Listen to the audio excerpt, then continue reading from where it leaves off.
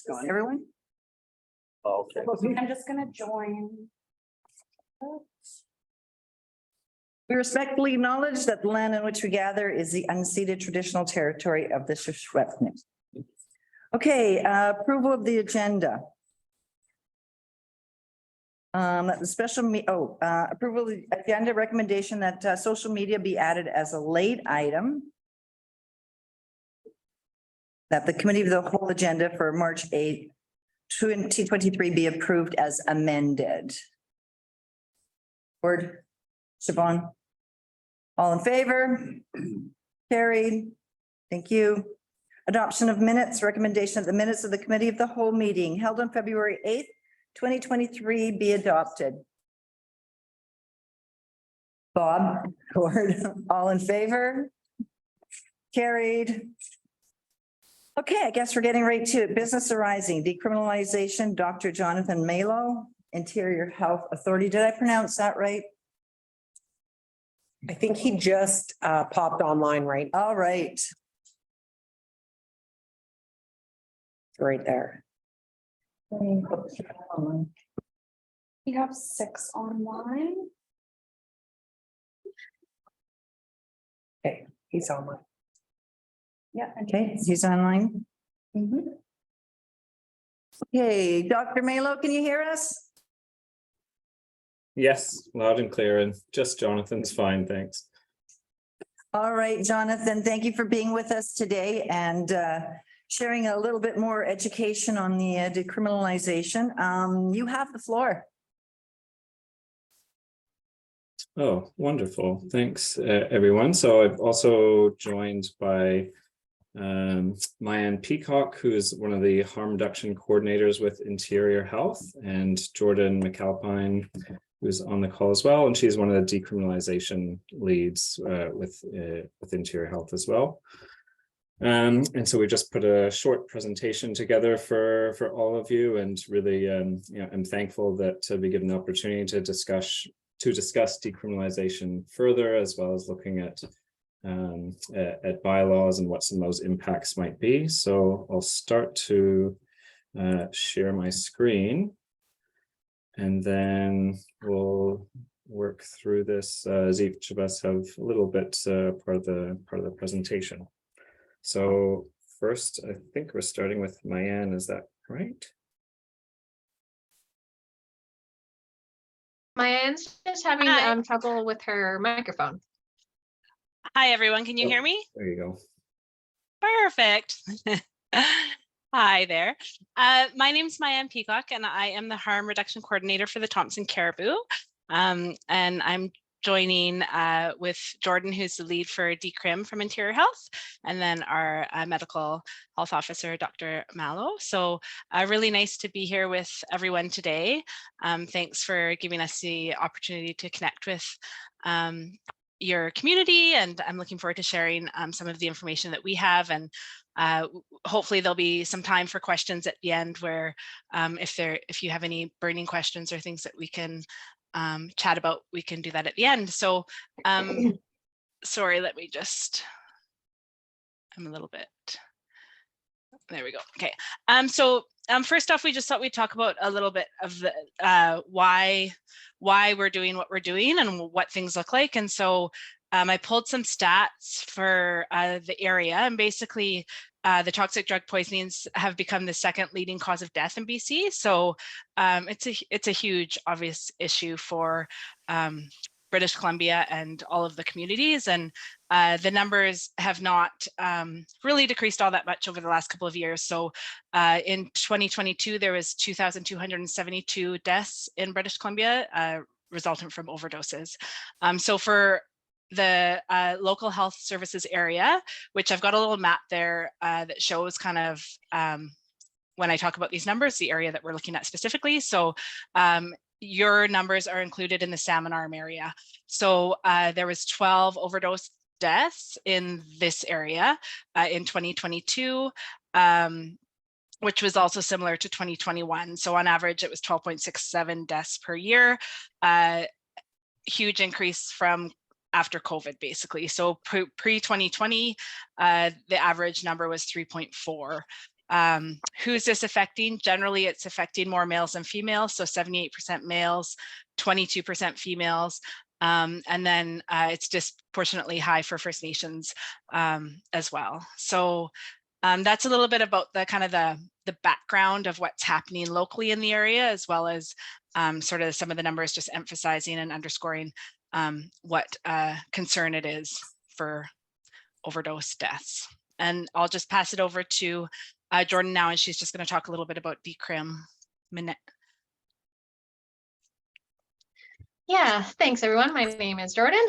So decriminalization is a part of the province's response to this toxic drug crisis. The criminalization of people who use drugs and kind of the subsequent stigma that they experience lead folks to hide their substance use and to avoid seeking treatment and care, which of course increases the risk of harm and of death, especially when we're looking at the toxic drug crisis, as we just saw in that previous slide. So the hope with decriminalization is that in shifting the approach from one of prohibition and criminalization towards healthcare, that this will contribute to the crisis response by reducing that stigma, as well as reducing the barriers so that folks feel safer to seek care. So decriminalization itself refers to an exemption to the Controlled Drugs and Substances Act that was granted to BC by Health Canada. So as I'm sure you're all aware, this came into effect on January 31st of this year, and then will continue through until January 31st of 2026.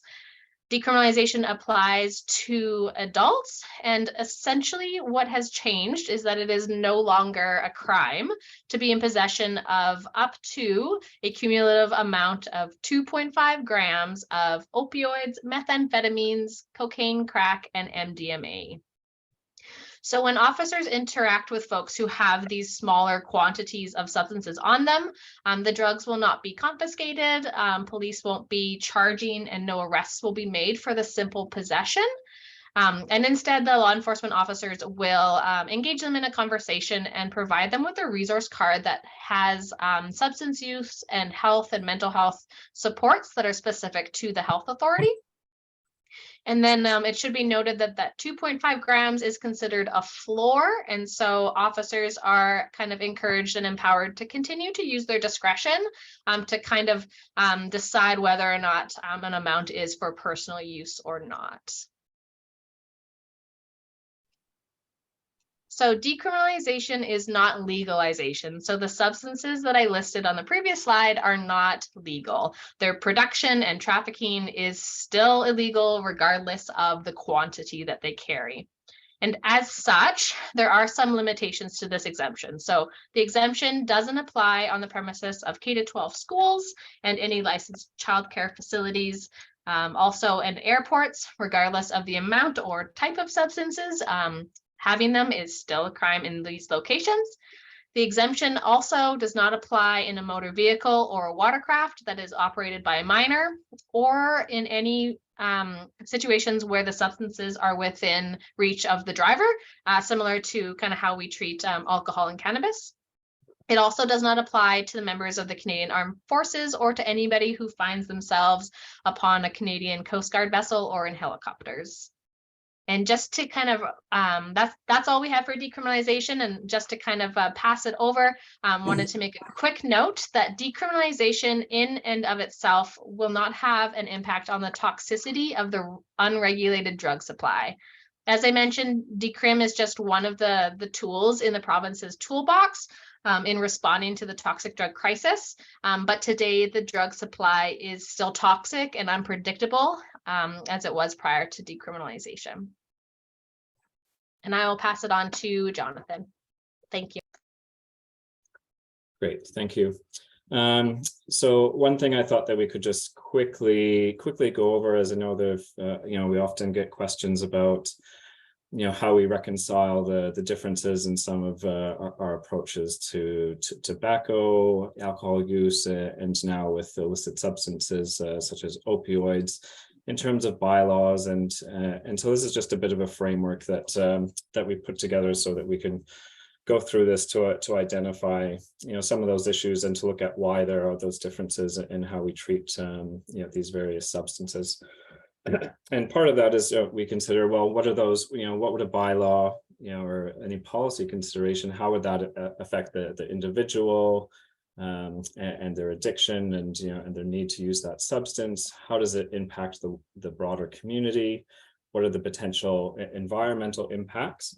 And then also, what are alternate, when we're thinking about public consumption, so what are alternatives that exist to individuals to use, and what would some of the impacts from that be? So if we think about our approach to tobacco, one of the things with having policies that limit tobacco use to the individual is it does actually denormalize that as a smoking behavior, just like we put bans on advertising and sponsorships, which are all part of that public health approach to try to denormalize and bring it back from what was many decades ago a very normal behavior that had very significant health impacts.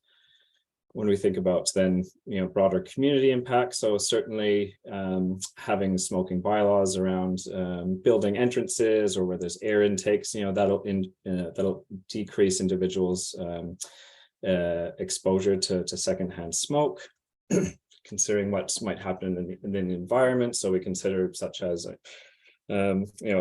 parks bylaws where we limit smoking, or in other areas that can decrease the amount of litter that's there, and also decreases the subsequent risk of potential having wildfires as a result of smoking. And then when we think about alternative areas, there are certainly, just because we limit in those areas, there are many other areas where people can go and smoke. I'm not going to say safely, because smoking isn't really a individual activity that we'll see it as safe, but it's, it's something that people can go and they can do elsewhere. And there really isn't that, risk of immediate death or toxicity as we experience with opioids. When we consider our approach to now applying the same framework to alcohol, so both the individual and the community, reducing that alcohol use in certain areas, it'll reduce the likelihood of public intoxication and potential harms from interactions to oneself or to others. Again, considering environmental impacts, when we don't have, when we prohibit alcohol use in parks or on beaches, again, there is that impact on reducing the litter and improving the cleanliness and enjoyability of the area. And again, there are many alternative areas where people can consume alcohol safely in their homes, at bars, at restaurants. And now thinking about opioids. So, one thing is that, we consider with opioids is, those people, this is a very, very strong addiction that people have. And one of the reasons that people often use in public is because they don't have safe places to use with someone else. Or they don't have stable housing where they can go as well. So it's a choice, and it's a safety choice that's often made, or it's a choice that, or they don't actually have that choice because they don't have alternative areas to go where they'd be able to consume safely. And we know that individuals using alone, that greatly increases their risk for overdose and subsequent death. But certainly, we do recognize that, having people, people who do consume drugs using publicly, that, that there is that, there can be some community impact. And so that may be increased exposure to people that view that. But likewise, there is also that opportunity for when people are using in view of others, that, it's a potential then that people who might overdose could be offered life-saving treatment with naloxone in the event of an overdose. Again, environmental impact. So yeah, we certainly, again, we recognize, and and there are occasionally issues in various areas where we do get discarded needles, and that's something that we certainly, if that was an issue in Sicamous or where it is issue in other local governments, that our harm reduction team, we can help coordinate and make available sharp containers to try to reduce the likelihood of individuals discarding used needles in an unsafe manner. And then, as I had already kind of alluded to, it's thinking about alternative areas for individuals to consume, that many people just simply don't have those alternative areas to consume, or maybe they have a place where they can use, but they don't. They don't have anyone that they're able to use with, and to use, which is a recommendation that people do have a buddy system, so that if they do overdose, that there's naloxone available, and then that their buddy can administer that. And as I mentioned, that greatly increases the risk for overdose and death. Now, some I know I've been communicating with Sarah, who's passed on some of our general recommendations that we're providing to local governments at this time. So, we don't anticipate that there will be a great impact on the public use of substances already. So I'm not sure. Sarah had mentioned that there wasn't, that there's maybe not perceived to be any existing issues or areas of concern within Sicamous. So if that is the case, then certainly my recommendation and our recommendation from Interior Health is to wait 6 months to evaluate the impact of decriminalization before looking at implementing any bylaws.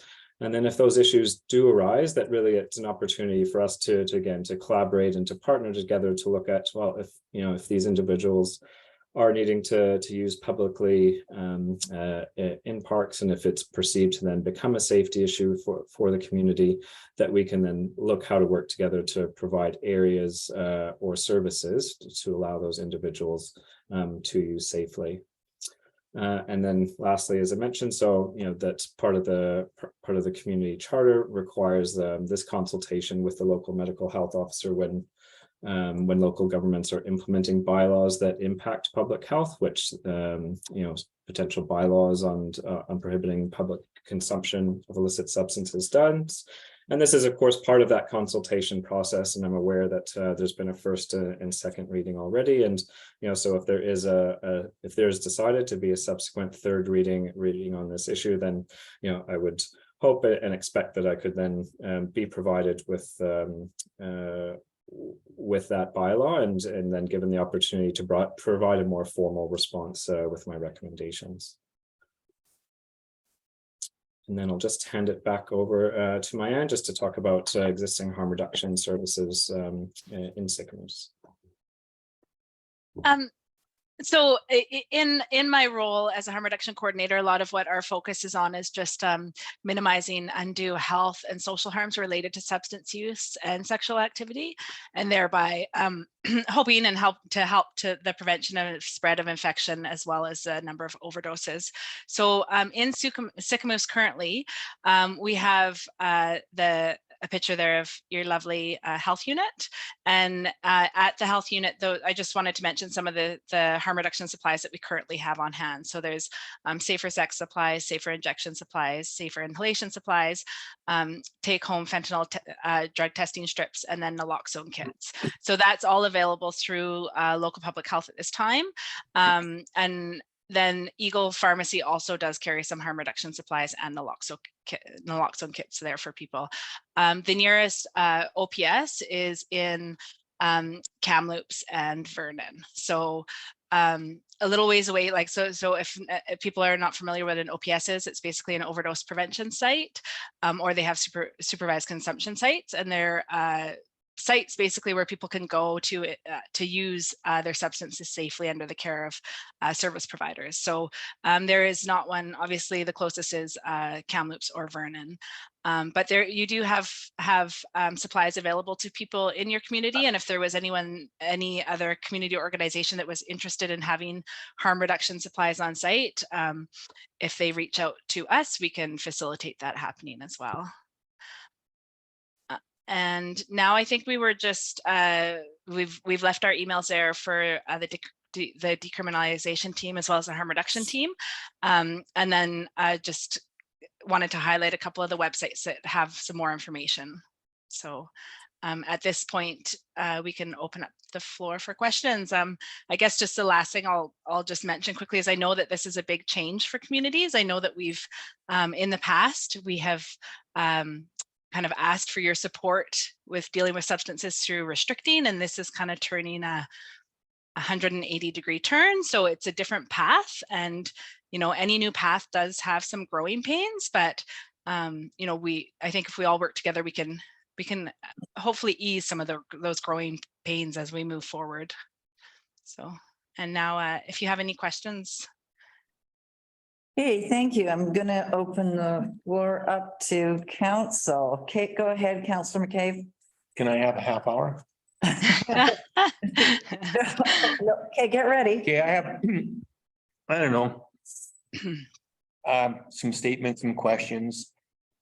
I mean, stigma, trying to get rid of the stigma, but I mean, it is, well, it's going to be, it is decriminalized, so it's not illegal, but so you have a mother and walking in the park with the 3 young children, and there's a guy sitting on a bench shooting up meth.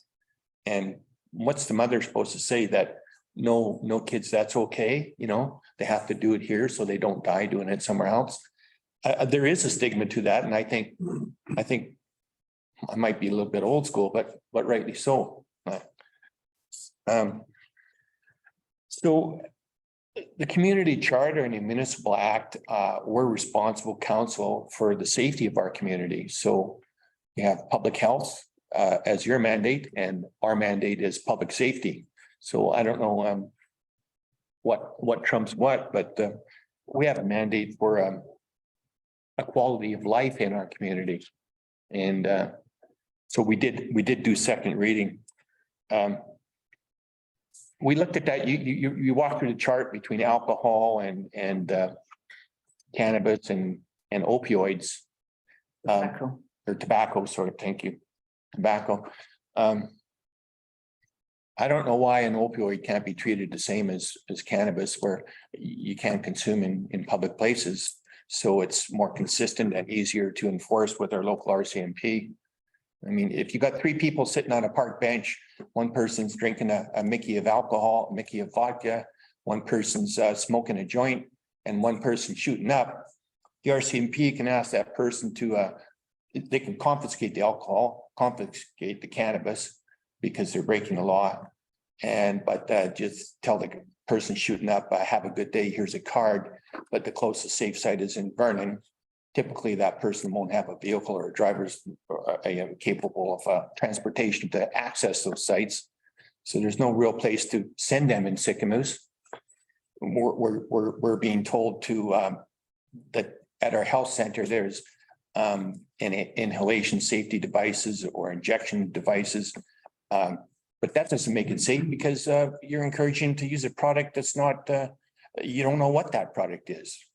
So I think the core problem, it's been mandated to Interior Health or to health in general in BC. And it's not your guys' idea. It's been mandated to you to make it work. I understand that. But in my mind, this is a Band-Aid. And it's not the core problem. The core problem is bad product. If they're shooting up alone or shooting up with buddies, bad product's a bad product. Waiting 6 months. I think if we get proactive and put this in place instead of reactive, it's more defensible from a municipal point of view, in my opinion. Just some thoughts. Thanks, Malcolm. Pam, did you want to go ahead, Councillor Beach? To the chair. So my thinking is that maybe I could ask you for just to make sure the time that you have to actually save somebody who's overdosed by giving them naloxone. What is the critical time period?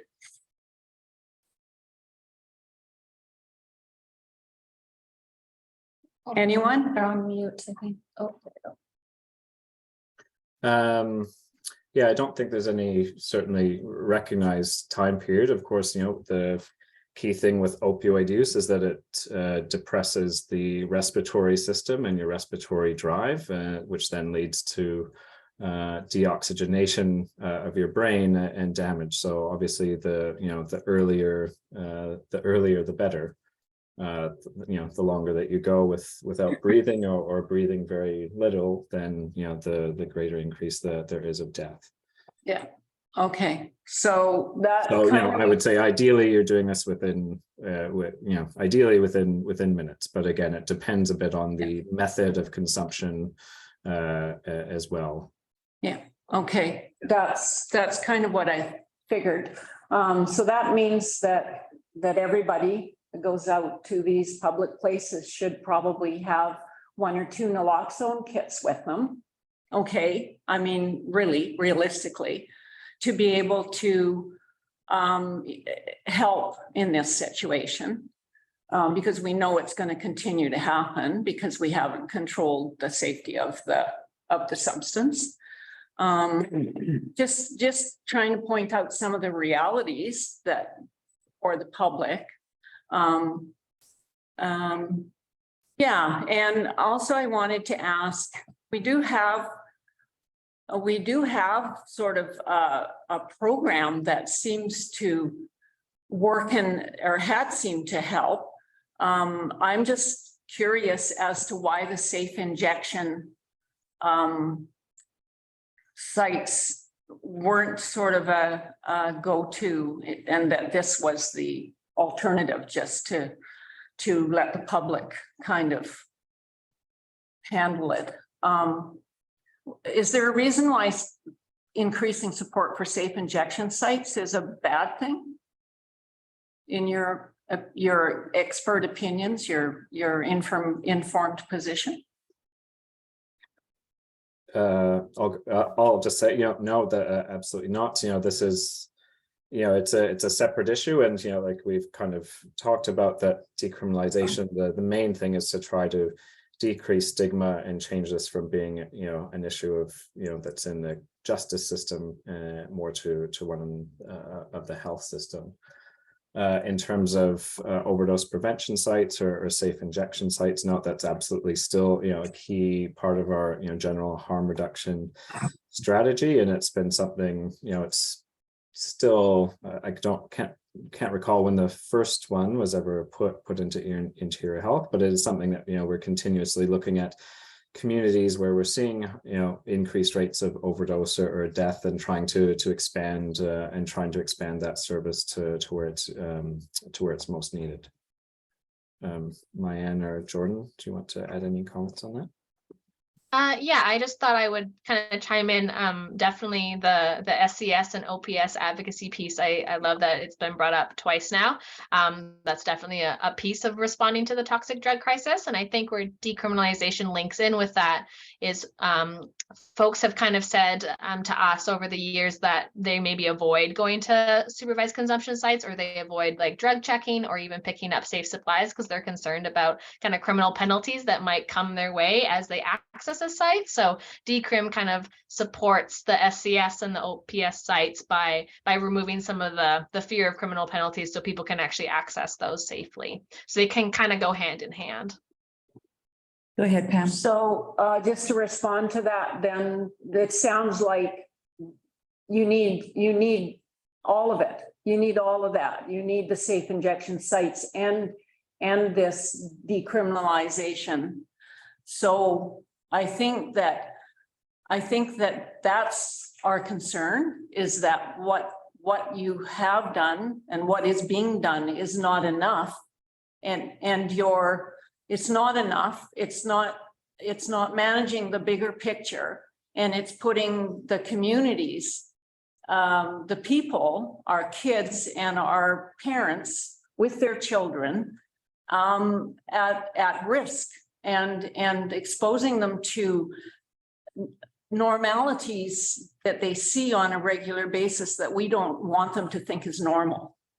So that's a pretty huge issue when you're talking about looking at how young families and children. I wouldn't be surprised if in this community, and I don't disagree with, well, I don't know whether I disagree with a 6 month or not, but I think that over time things will change as we go through this. We're setting 3 years to try it out.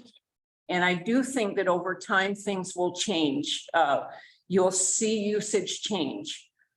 You may not see in 6 months, people relax and start using in different places, but you know, human nature is such that it will change. Which means that if we do wait, you know, it's probably, we're gonna have to make a decision anyways. I'm glad you recognize that you've only done a piece of it and that the sites, the safe sites need to be part of the picture. So I would really ask that that be brought in quickly if we're going to go this route. I just think it's not fair. It's not fair to expose the public and the families and the children to this. Thank you, Councillor Beach. Councillor Rich, and then Councillor Evans. Hi, Siobhan Rich, councillor, 50 years in Sycamoose. I also have a 12-year-old and an 18-year-old that have grown up in this community. And unfortunately, I know 6 people who have overdosed in the last 4 years that have grown up in this community. And because we're so small, we're about 2,500, these kids touch our lives. And they're not, a lot of them aren't kids, but people that we've grown up with. I do carry naloxone and I have done the course. So my biggest concern with this is that we've put the horse, well, we put the cart before the horse. And I'm not sure if anyone has been to Sycamoose. We are an hour drive in good weather to Vernon, and we are 2 hours to Kamloops. We have a great pharmacy here. I think we have some great support for the folks that are battling this. And I think there's a lot of community support. My biggest concern is, and I also have been PAC president and am involved in both the high school and the elementary school on a weekly basis. So I do know the kids, I do know the families. I volunteer a lot in the community.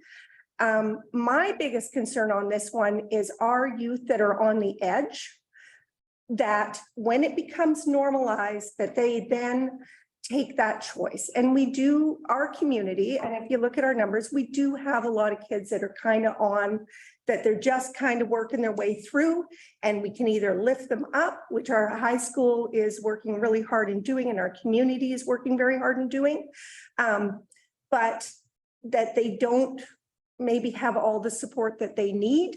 And when it becomes more normalized that we lose those children, because even at 18 and 19, they are children and their brains are not developed, and they're making choices that then pull them into like a bad place. Their lives are being changed. And that is my biggest concern is when we normalize it. You know, I've talked to my daughter about this, and it's what we talked about is if you use racial slurs in your household, it becomes normalized. And so then your child then thinks that's okay to do.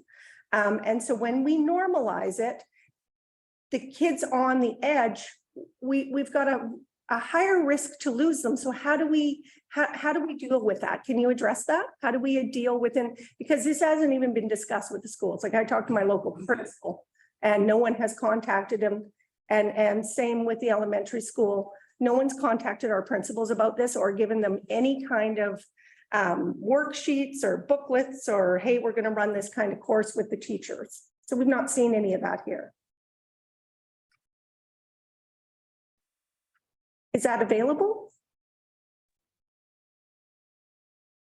I don't know whose question this is to answer, but schools can for sure be another kind of target audience. At this point, the decriminalization obviously isn't impacting anybody under 18, and so our focus has been kind of connecting in with the adult supports, but definitely if there's schools that are interested in talking about decrim, there's no reason why we can't connect in with them and maybe bring in our harm reduction coordinators too. I know we have a youth department of harm reduction as well, which would maybe be a great asset to bring to the conversation as well. Yeah, I'll just add to that.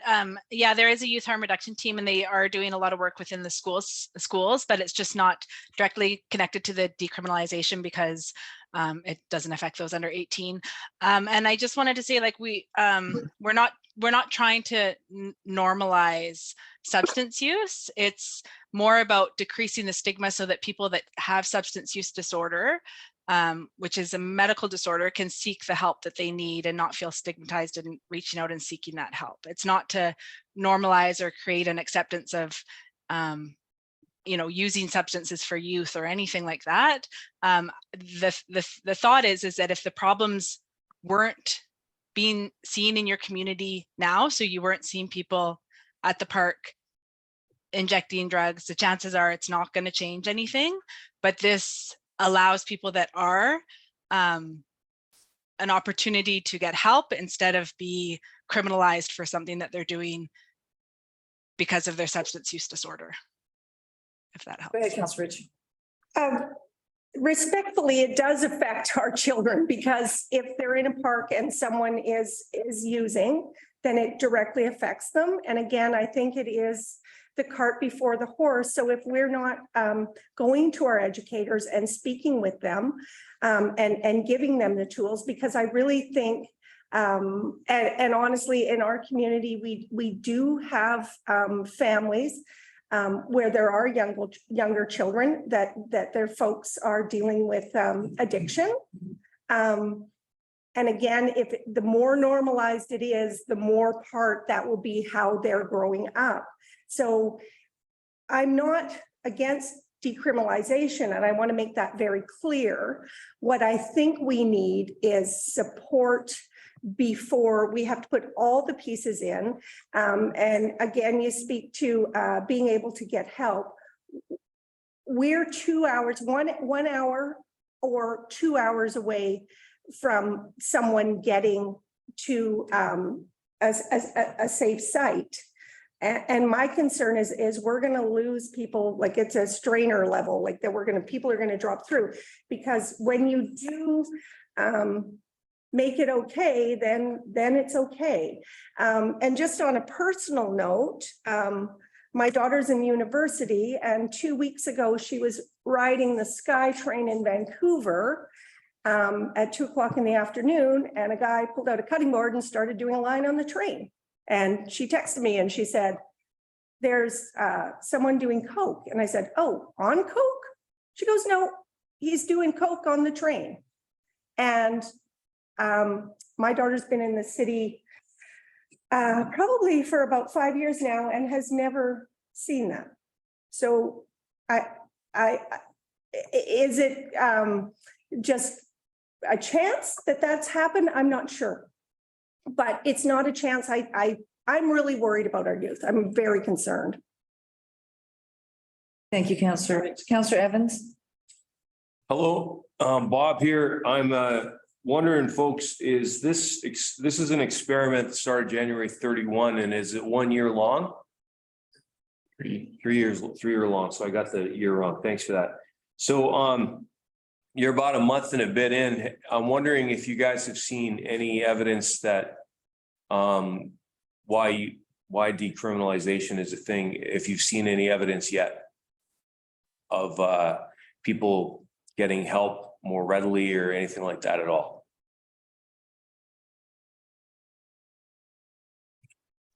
From what you know, any of you, sorry. Yeah, I can comment a little bit. I mean, a month is pretty early into it, and the majority of the evaluation and monitoring is being done at the ministry level. So they will be kind of, spearheading the evaluation piece and looking at kind of what is the impacted and kind of unintended consequences. And so far we haven't heard anything. I know from our engagement with kind of law enforcement, there's been lots of handing out other resource cards and some more interactions between police officers and people who use substances. But generally, so far as I've been touching in with other services as well that serve the population, it's kind of been business as usual. Okay, thank you. Councillor Bailey. Oh, we're not using this? Just Yeah, okay. very loud. Yeah. Well, I'm really impressed with a lot of the questions from fellow councillors and the insights. I've just been sitting here listening. I have strong opinions on this matter, but I'd like to ask you a couple of questions because this is not totally unknown with how this experiment has gone. And so I'd like you to kind of touch on the Oregon experience and how that worked out. And I think that's an important discussion for us to have. So if someone would like to touch on that, because, you know, I think you get where I'm going. That hasn't been a tremendously successful experiment by almost any measure of metrics or data that has emerged from that. I know there is concerns about that data being skewed because of the pandemic and anything else, which may or may not be valid. I mean, there's no way to actually say that the pandemic skewed those results, but we do know that the results generally from Oregon have not been what we'd certainly be looking for. So can someone just maybe comment on that? Yeah, I can a little bit, and we've only had kind of preliminary conversations with folks in Oregon, but there certainly are a lot of other jurisdictions that have some amount of decriminalization to one degree or another, kind of across the globe. And if this council is interested, I'm happy to kind of point you in the right direction if you're wanting to kind of look at what else has happened in terms of decriminalization and what they've accomplished through it. I think one of the challenges in comparing one model to the next is that they're all quite different. So the Portugal model is quite different from what BC is doing. Even Oregon's decriminalization, a lot of key differences in how BC is doing it. And so it's a little bit hard to compare and contrast just because there's such different approaches, and kind of the landscape in which they're occurring is also quite different too. So I'm sure not quite the information you were hoping to get, but I think that in Canada and in BC this is quite new, so we're kind of eagerly anticipating some of the eval stuff coming from the ministry to kind of see what that looks like for us in our context, because the solution really was kind of created for and with BC in mind. So some of the learnings from other jurisdictions, but very much different and tailored to our context. I guess I appreciate your comments on that. I can't say that I agree with them. We know deaths in Oregon went up. I mean, if we're just looking at that metric alone, that is just not a promising sign. And, you know, I want to point out, and I understand that not everybody has the answers. And I think that's what we're talking about here, is that we're concerned that this is a significant experiment. And, you know, you've used words saying, we hope that it does this. And I want to underline that. And the public also needs to understand that. And we as counselors around here are not unreasonable people. I've had friends die of overdoses. This is something that has touched our lives. But our duty here is to balance out other needs in our community. And I feel like just going on hope is not a great strategy. And my problem with this right from the very beginning was that there was no guardrails put around this. I worked in the cannabis industry and I went through all the regulations and like the numerous stakeholder engagements that we had just about guardrails around it, protecting the safe supply. And there's a lot of good reasons why that was legalized, and how the government did it was, you know, I think ultimately very sensible. But here we have substances on a magnitude more lethal, on a magnitude of, I don't know how many, like, I mean, these are substances that are incredibly lethal and are incredibly addictive. And we, as part of decriminalization, haven't just put in any guardrails, none. And I think that's what we're talking about this bylaw. This is not about not supporting people with addiction or people who need help. I think what we're saying is we're just not convinced, and I'm not convinced, that this is the way to go about doing it. And the knock-on effects to other people that will be exposed to this because we've decided that we think this might work just may not be worth it. And that might end up doing more harm than good. It's not I think it's a difficult thing to say, we've got to solve this one component of it, but then not look at what the other unintended consequences are. And that's what we're trying to do. You know, the province has decided that decriminalization is something that it wants to do. We are in the midst of this 3-year, experiment, and everybody hopes it goes well. But again, it's hope. And I don't think it's unreasonable for communities such as ours or other municipalities to say, hey, let's have some rules around this. We do this for alcohol, we do this for cannabis, we do this for a host of things that we regulate as governments in society. We have lots of rules for a lot of things, and those rules are there for a lot of good reasons.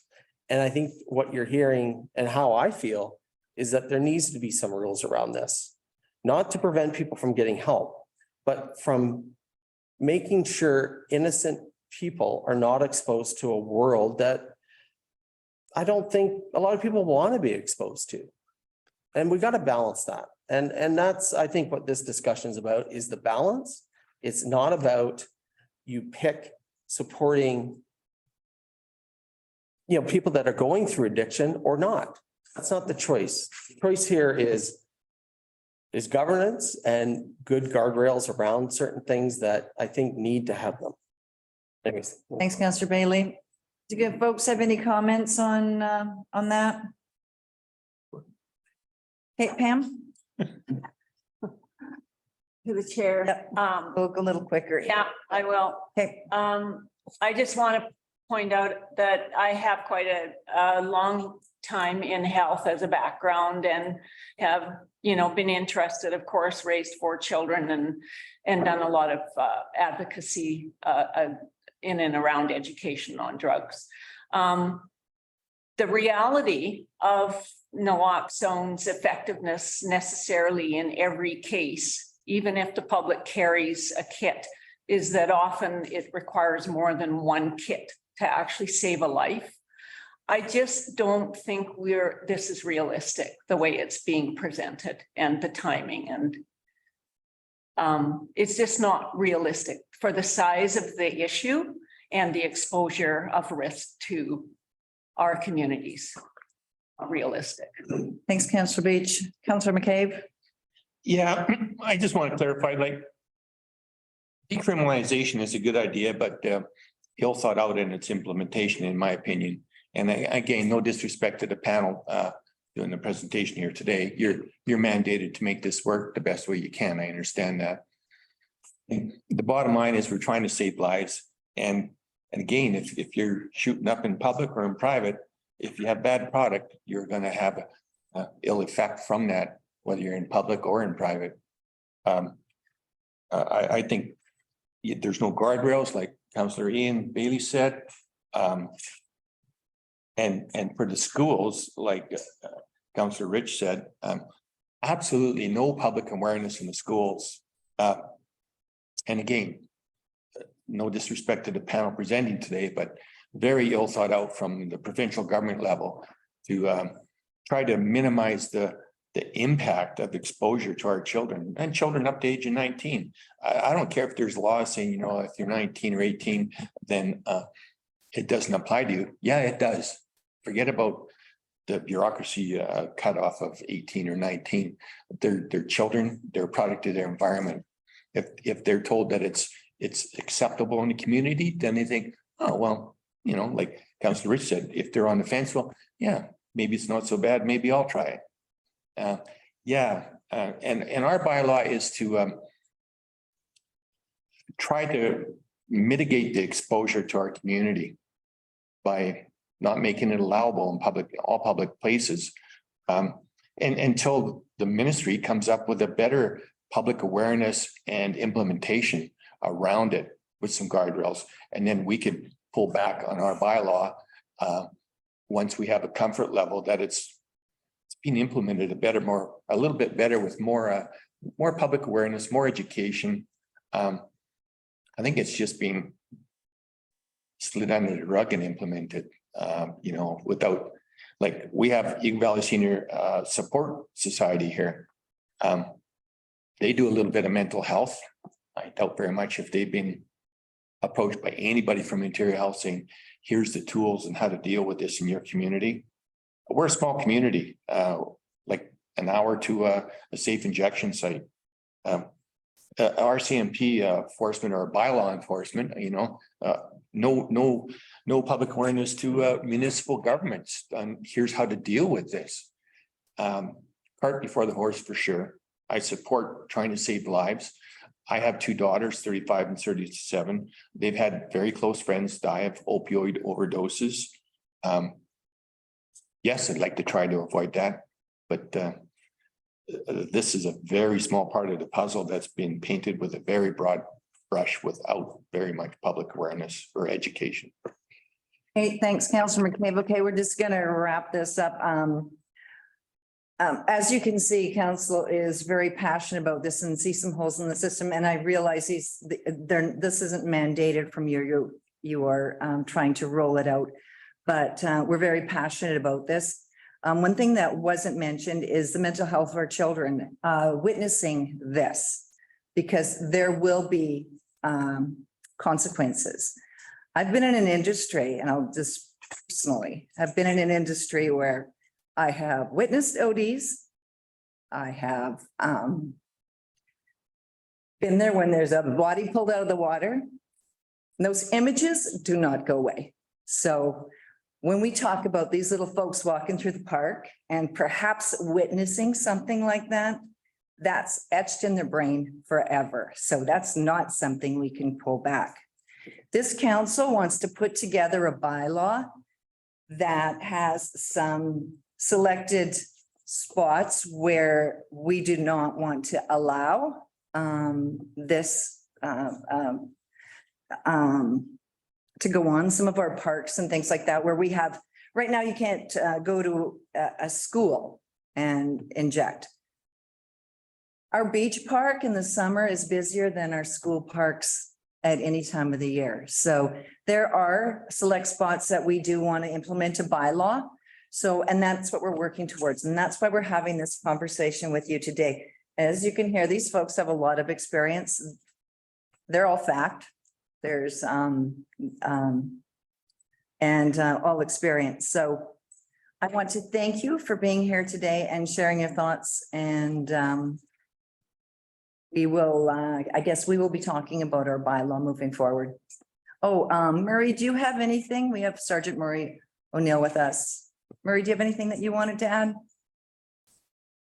I just say to the panel that I brought this to the attention of Mayor and Council last month. My purpose for doing that was I wanted them to be educated with what was going on with recriminalization.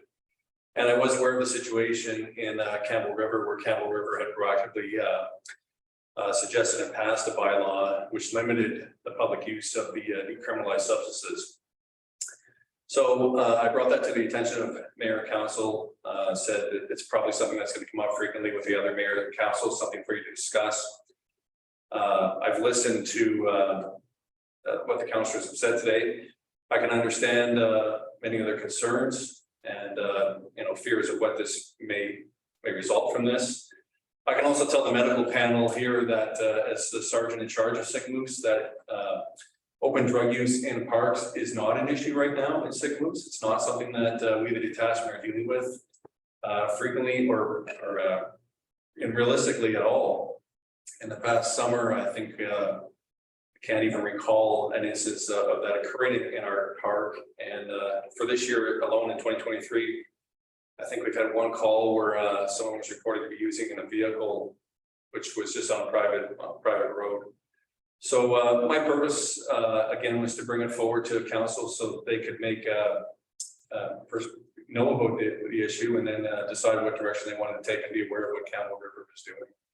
I fully understand that my role as police is just to enforce the laws, as I've said before, and not to pass any laws, and that's where I stand on that. Thanks. Thanks, Murray. Just one more quick question from Councillor Bailey. No, I just wanted to say, thank you for bringing it forward to council. And it wasn't the first time that we had talked about it, though. That was kind of brought up. It was on the radar screen.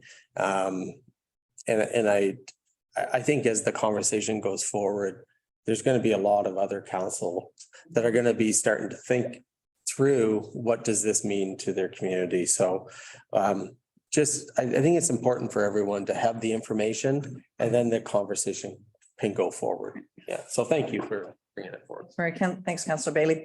Panel, any last words? Go ahead.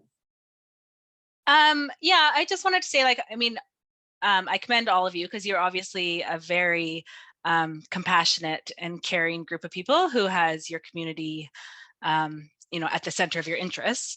So the only thing I just wanted to add is, like, it sounds like it would be wonderful to get more services into your community. And I know that's an issue with rural communities and access, but yes, like an OPS would be wonderful to have there. But I think this 6 months, the one thing it does do, and you can say it's like putting the cart before the horse, but I think it gives that opportunity to see what the real issues are. So if you're seeing that all of a sudden people are using the substances in the park, yes, let's get an OPS there. Let's focus our energy on getting that there, because we know it's a visible issue. And we would 100% support getting whatever resources we can into the community. From our side, the hope is, and I think the thing is you can say the people that you're going to see out in public using substances are obviously those that most likely have a substance use disorder. And I think where it comes to our children, like being the mother of 3 children, it's like a conversation with anything that I see. If I see a homeless person walking down the street, it allows me to use that as an opportunity to teach my children, some things about life that I would maybe rather them not see, but it still is that opportunity to engage in that dialogue and hopefully steer them in the direction that I want them to go in. Yeah, I thank you, because it is a complex issue. I get it. It's very complex and there's a lot of factors at play, and we all just really want the best for all of our community members. I do think that the decriminalization of the substances does help to not push people into the dark. So the people that are dying from overdoses, it should help with that. And thank you for the time. I appreciate it with all my respect. Thank you very much. I think I do have one more comment from the public. Bryant, do you have a comment? No, you're good. Okay, that's it. Okay, no, that's fine. Jonathan, anything else? No, just again, I appreciate all those comments, and I certainly understand where council's coming from, and and can tell you're all very passionate about the issue and about your community, and so really am happy that we had the discussion today and could share those thoughts, and certainly again understand all those concerns, as well as a father of a 2-year-old, that the toxic drug crisis, it scares me, and I know that eventually I'm going to have these conversations with my son as well, and recognize that they are difficult ones. Yep. Thank you guys so much. Yes, we are passionate about the safety of our community, and thank you for being here today. Thank you. Thank you. Bye. Okay.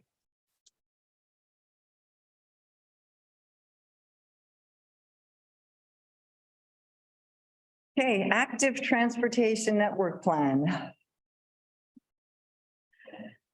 You got ears.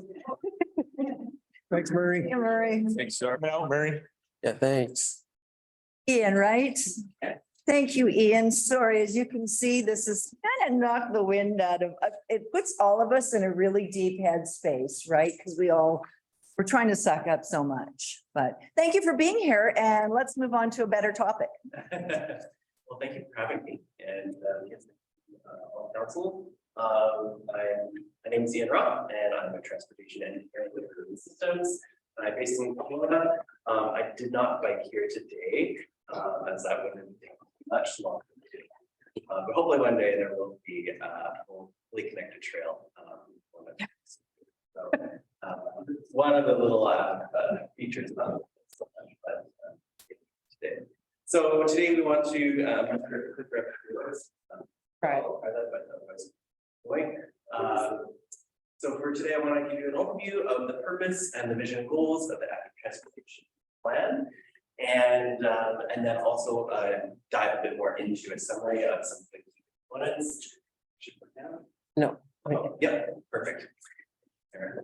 And we give you a bit of a highlight of some of the communication that occurred last year. Also, talk a little bit more about the key challenges and the issues that we heard about active transportation, and then go into some priorities and the plan itself. Of course, Move on. okay. Make it so everybody online can see it too. Okay, there we go. Should be good now. All right, so diving into the overview of the project.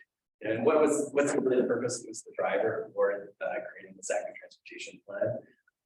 So part of that is to really look at the network and to look at where are walking conditions today, and also human powered means of transport different, and to understand where can we build on what has already been done, official community plan to create this as possible, and to build on that to help create the future for the next 5 or so years, long term.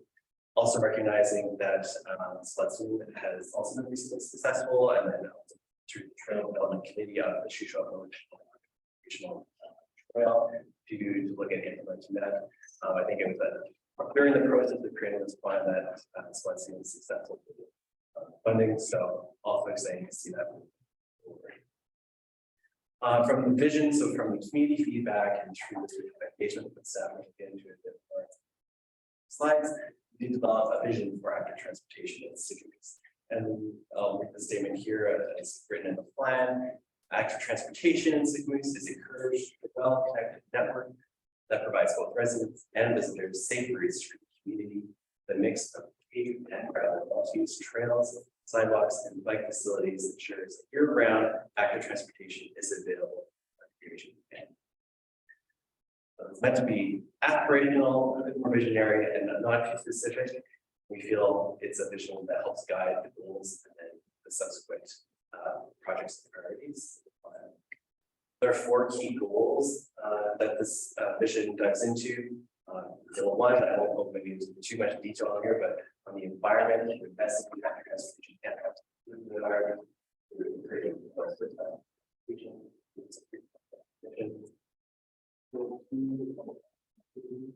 Having a well-connected network that provides direct and continuous routes can really make it easier to say, I'm going to get on my bike today, or I'm going to walk to the grocery store or to the pool, rather than make the current car.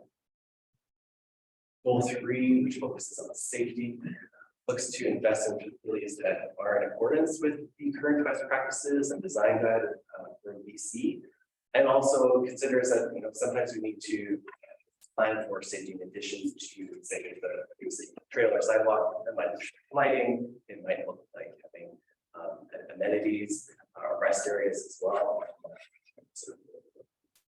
And then finally, accessibility, providing a design, rather a network that can maintain year-round safe and comfortable transportation. Certainly important.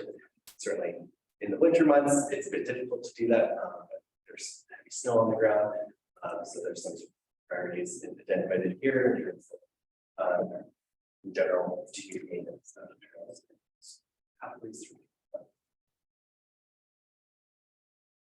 So that with those vision and goals being set, we'll dive a bit more into some of the key findings of the plan.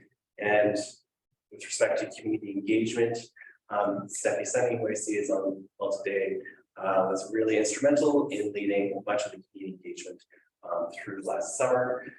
There were several activities and events, and this was coordinated with the Parks and Trails Master Plan process underway. There was a community survey that we helped to put together with the district to engage residents with taking out their input, and we had 144 responses to that. In addition, Stephanie was very present in the community, engaging with high school, through open houses as well in the community, the farmers market, the Eagle Valley Arts Council Art Show, Scooters Lunch, Finlayson Park pop-up, and the Beach Park pop-up. And then we also located our workshop in July. And through that, in addition, we also had several meetings with staff through developing the plan, taking the feedback and input that we were hearing through that process, as well as through our existing conditions review, to really get a good understanding of the lay of the land and understanding where are the priorities that we can start investing. So some of the key highlights from the engagement around travel. We asked the community, how do you travel in and around Sick Moose? And we heard a lot of people do like to get out and walk and cycle to many key destinations, including restaurants, errands and appointments, and grocery shopping. So that dark blue color is shown as people who are still driving or taking the vehicle, or the light blue and the light yellow, it indicates walking and cycling or taking a scooter. So we're in the range of almost like half of folks driving, as well as half of folks walking or cycling, which is pretty significant for our local community. And I think that also reflective of the small and compact nature of cities. And then we also had asked folks about what aspects of active transportation are most valuable to you. Health really came out as the number one, and not surprisingly followed by safety. Often we see safety at the top, but hearing that people really want to get active is really good to hear. Recreation and increasing transportation options is our third or fourth there. And then just being able to be connected in the community and have options to get around. First, key highlights there.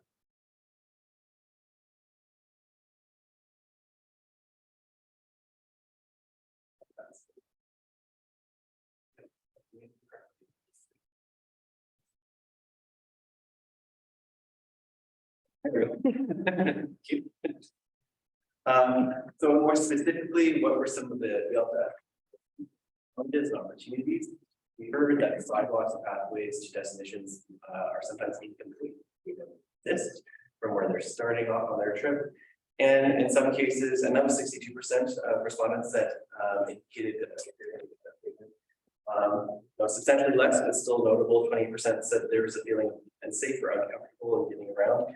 Partly that was because of the vehicles, as well. And we heard through that feedback, just the concerns around traveling around both highways, Trans-Canada Highway and Highway 97A, where you have heavy trucks and roads as avoidable. In terms of other specific areas, seasonal demand certainly comes to mind with a lot more people here in the summer. It's just easier to get out and feel safer with other people about, but not so much during the winter months. And then also, not surprisingly, the waterfront connectivity and being able to traverse along the narrows, the very connected, and that's Sick Moose is continuing to focus as a priority. Other opportunities we heard was just more paved and unpaved multi-use trails. People want to get out more and be connected, and the same thing with that sidewalks and an increase in the street lighting visibility and in general improvement. The opportunity there that came up with the plan was Okanagan Trail, and to that, like a direct connection from Main Street to the trail. That's it. So through the development of the plan and through community feedback and developing the network of connections, we came up with an implementation plan that includes, I think it's about 57 priorities and actions. So just to describe in brief, the top rows there around infrastructure. There are 33 infrastructure projects that are within the Sick Moose's jurisdiction, with 8 of those projects involving collaboration or permitting with other agencies, most commonly with the Ministry of Transportation, that relates to crosswalks and other pathway facilities along the highway. Amenities, which are features to improve experience covered security, such actions, like bike parking, wayfinding, and those identified. And then 3, policy recommendations and for operation. Sorry, John. I'm trying to fix you my. Oh, sorry. People online are having a hard time hearing it. Yeah. I'm happy to. Take a moment.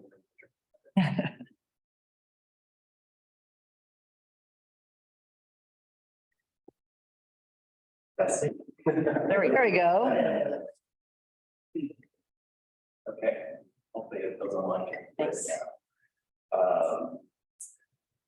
So in addition to the layout, the summary there of the projects, have developed a network map for walking and cycling facilities. And so I mean, it's a bit hard to read on the detail here, but it's certainly easier on the printout. We can if you have a chance. The network map shows all the existing facilities and solid line types with future proposed facilities in dashed line types as it relates to sidewalks, trails, and pedestrian shoulders, pathways. 3 key areas or key priorities of the slides. I encourage you to have a look through that through the plan and see kind of where those future connections are. Yeah, just know that as we develop this network, we really try to fill in obvious gaps where there are sections where you've got sidewalk that just ends and then 50 meters it picks up again. Some of these projects may also be not only driven by cyclists, but also through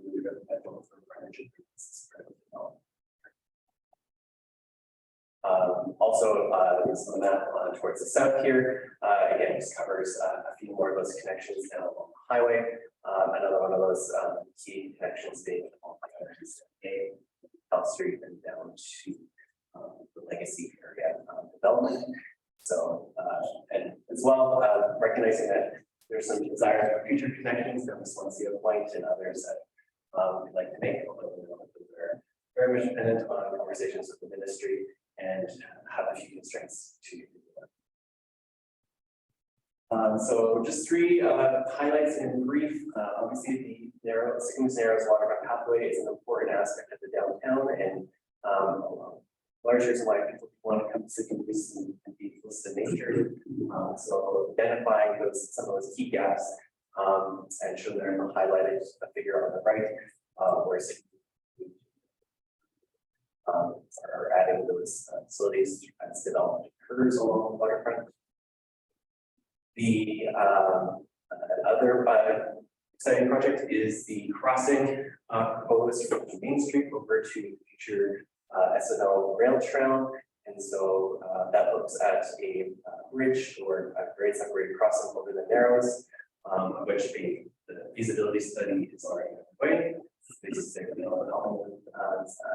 Looking into that work, it's just started, and yeah, just certainly wrapping your minds around some of the features of concrete constraints that hopefully they can come back again with some information on that in the future, not too far from them. And then as well, the district's Main Street revitalization. So another parallel process that's happening, public consultation having occurred in 2021, and the imagination of that of Main Street being revitalized, potentially looking at additional features like additional sidewalks and the ability to accommodate cyclists and support development also being underway and is included in the plan as a key consideration. So just to start to wrap up here, how does this active transportation plan fit into the overall context? So this is definitely meant to be a planning document to help used to help guide future implementation and capital planning. It doesn't fall in necessarily this area for a bylaw, however many of the recommendations as it relates to advocacy or policies, those could be in turn enacted into bylaw format in the future. And it's meant to go along with other key planning projects and priorities future zoning, policy planning, and capital planning. Also mentioned there are several funding opportunities that I'm sure the districts are quite aware of. Two that are specific to active transportation is the active transportation grants program, which this project was funded in part by. And that program continues to renew with takes now every September, and that's already been announced. So with this plan being prepared, there's an opportunity to pursue capital funding through that program. And then there's also the transportation program that I think is being looked at for renewal in the future. And certainly that's another an opportunity for planning and capital funding as well. And we'll wrap it up, and happy to take any questions. Okay. Council. Anyone have any questions? Go ahead, Gord. Through the chair, I've been feeding Steffi some information on and off, and we have more time to add a little bit more stuff. So there's an opportunity to make any revisions. I think we are hopefully wrapping it up soon with the grant timeline ends of March. So yeah, we have I went through it in full detail again this past weekend, and there's a couple more things we could add to it that I think we might be missing, but we're close. Thank you. Good job. Okay, go ahead. I just have a question because I have a concern that I'm aware of from our facility senior residents. And it has to do with their scooter use and different things at intersections. Does this have to be in the plan, or is this our changes and requests from them something that can be made by us? It's curbs and versus no curbs for crossings and that kind of thing. I don't know if that's. I think that's probably a conversation that we're gonna have to figure out where they are and look at each one individually. Scott, Daryl. Okay, I just wasn't sure where I would bring that in. Hey, I do have a question, a concern, and I need to find out how to figure it out because I can't wrap my head around it.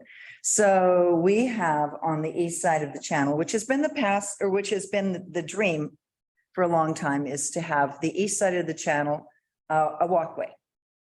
Now, we have 4 boat launches. And I doubt as a community, being a recreational community, we want to give up any of those boat launches.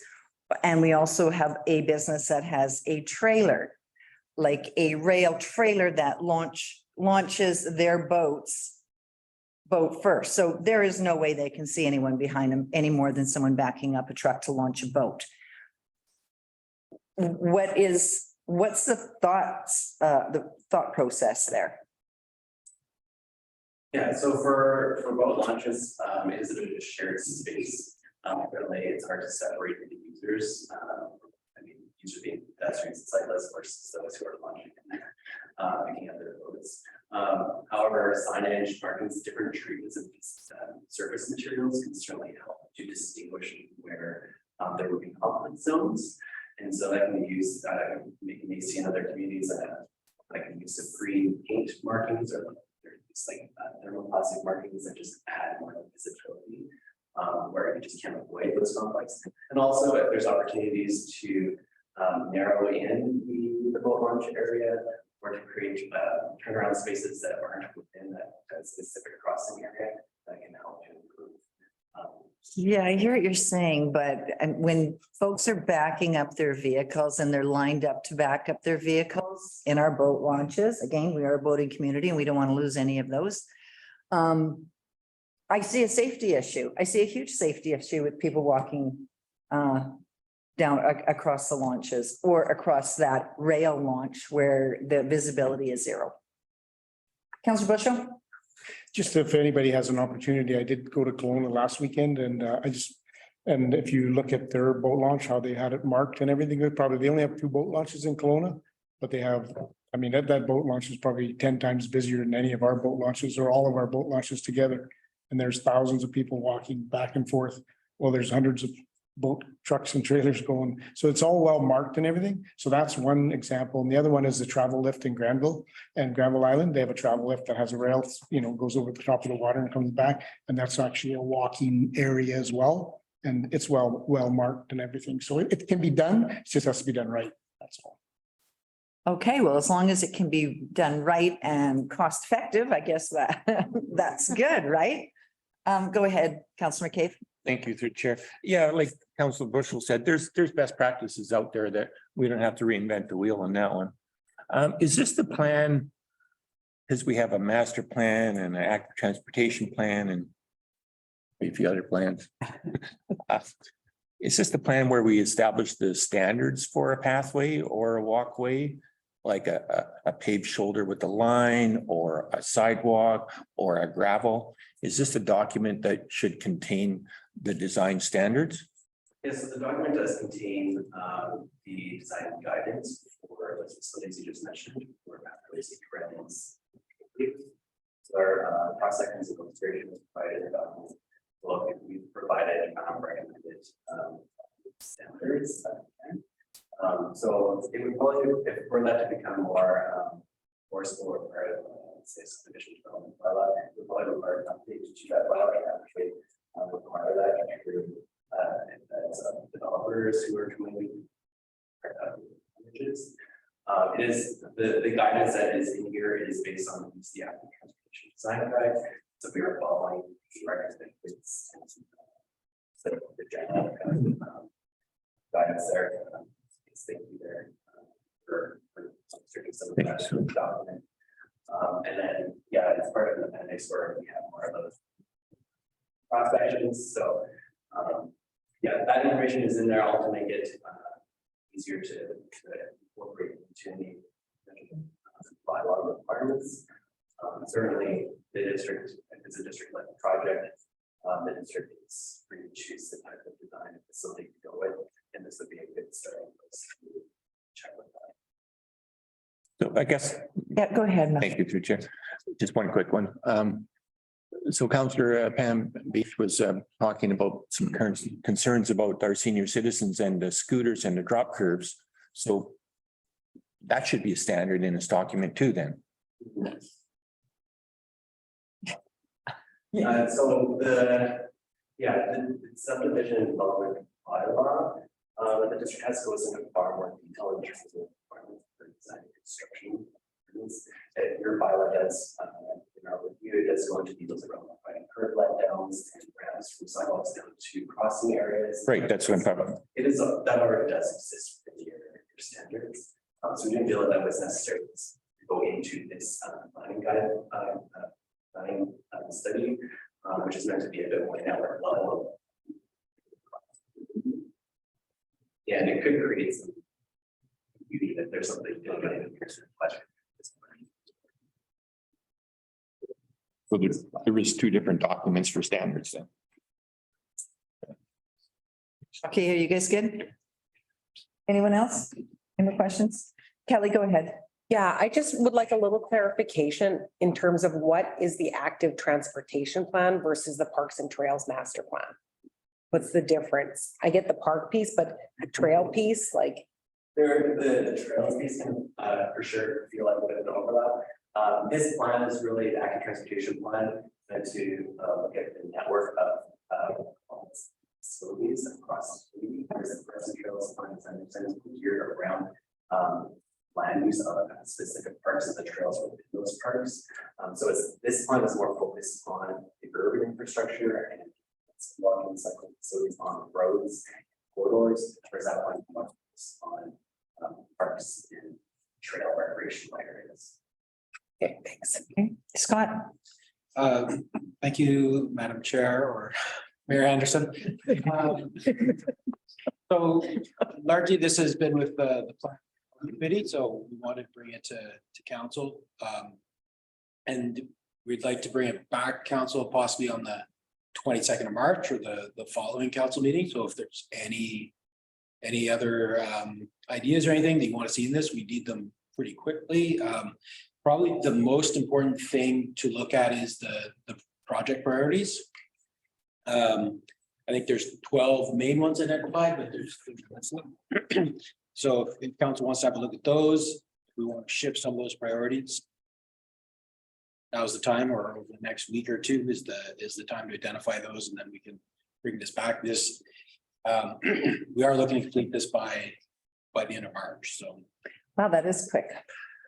Could we get, oh, sorry, go ahead, Council. Just a question, earlier, you mentioned that, we want to get this done by the end of March because that's right. Oh, did I hear that right? Yeah, the current grant that this, the timeline is provinces and at the end of March, in terms of funding, most of the project is go over, so if there are revisions, it's probably okay, the next intake that I'm aware of for the next grant is. Thank you. This is really great. Councillor Bailey. I just have one question on the, looking through the list, and I've seen the document before, but what does $5 signs mean? Yeah, so sorry, there's a legend and maybe I think it's. Very expensive. Well, yeah, I would assume $5 sign. Food. Expensive. Is that there like a ballpark for it, or? Yeah. Sorry, I didn't see the legend. In terms of the $5 symbol, it's being over $1 million. Okay. Range and there's a. Okay, thanks. Yeah, no, I was just wondering because some of them have, dollar figures attached, and then I saw the $5 sign. I was like, oh, thank you. Any other questions? Okay, Scott, what would you like from us? When would you like it? What would you like? And can I get a bigger map? We can definitely give you a bigger map. I would think, over the next week or two to have any changes that need to be made. And then we can bring it back to the council. But essentially Ian's involvement ends at the end of March. So we'll have everything wrapped up by the end of March. Okay, so council, here's a question for you. Do you want to get together as a council and go over this so that we can get it back to Scott, or do you want to each individually do your own doodling or questioning and get it back to Scott? Bob? What you said the second time. Do your own doodling? I like group feedback, but I have a question. Go ahead. Daryl, it would be to you through the chair. Can you possibly come up with a figure per kilometer or per 500 meters, the difference between curb and no curb for snow clearance? So I'm a big curb advocate because I think it marks, people driving don't see that white line, or if there's snow, or people don't use it that well. I feel that's just a personal thing. So I would like to know, and I don't know if it's something you can do that, with wear and tear on the Kubotas and how many hours it takes to have a proper piece of machine and bring it in and blah, blah, blah. I know it's super complicated and you may already have that number, but then when we're looking at these, the difference of putting in a curb sidewalk versus a white line, overall, because we do get grants to put it in, but at the end of the day, we do have to maintain it. So we have to be cost effective, but we also have to have working sidewalks. I don't know, sorry. No, through the chair. So if I understand the question correctly, as opposed to a painted line, how much for a curb and a sidewalk? So it would be the cost of the sidewalk, basically, right? But to maintain it, because there's putting the sidewalk in, which we could probably get grants for. Right. But if you can take a snow plow and you just run that snow plow down and take the whole thing, but if you have a built up sidewalk, say along Shuswap, can you use a truck and blade to clear that? Or do you clear the street and then the guys come, and the ladies come with the Kubota and the small ones that we do, the trails and the roundabouts? So is there a way to find out what the long-term cost is to maintain? Through the chair, there is. And typically a sidewalk, we can still service a sidewalk. It's when we have two sidewalks together, we get into a whole different operation. So Oh, okay. depending on the length of it and what, you know, what the opportunity is to push it past the sidewalk and stockpile it, or maybe we have to remove it, rack it and haul it out. So it's pretty site specific. One sidewalk we can work around, two together, we have to look at it really closely and see what the impact will be. Okay, thank you. Gord, No, I'm good. no, do you want a group or do you want to noodle it yourself? I'm either or, it doesn't really matter to me. I just feed Steffi and Scott with all my information, but I'm good with a group if you want to have a group meeting. If people can get away, after hours would be better. Yeah, like later an afternoon. Malcolm? Oh, I had a specific question about the 12 priorities. Okay. Number 8, if we can go to that. Yeah, thanks. Number 8. So number 8 is well, from Silver Sands to Highway 1 crossing, $1 million, and then from Highway 1 to Sycamore South Squaw Bridge, 67, but I don't know the difference between that and the Sycamore's Dog Park, Sycamore South Squaw Bridge. They seem to be one and the same in my mind, but and then again, from Sycamore South Squaw going over to Rama. So you got one coming in from Silver Sands, one from Rama. But I think that should be prioritized as the main one is coming from north to south. So connecting Sycamore South Squaw Bridge, the dog park, to the existing crossing at Highway 1, where Highway 1 and Highway 97 intersect. So, I mean, if you add up all those totals, you're at a 3.2 million or 2.8 million or something.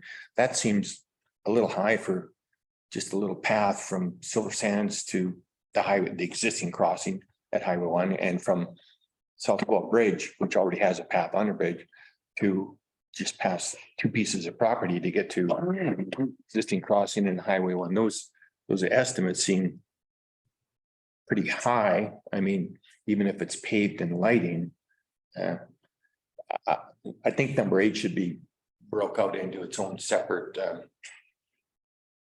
priorities, and the main priority being connecting the path at the south end of the bridge, Canby South Squaw Bridge, to the pedestrian activated light on Highway 1. Because that's the main connection for north-south for our community. That's just my input on that. Agree. Now, do you want a group session or do you want to just do this? Well, if everybody agrees to that, I don't care about the rest. No, just kidding. We all agree with you. Okay, so you're out now. I think it's timely, and I think our next council meeting is the 22nd, and that doesn't give staff or consultant much time to pull it all together. So I think we should just give them individual feedback.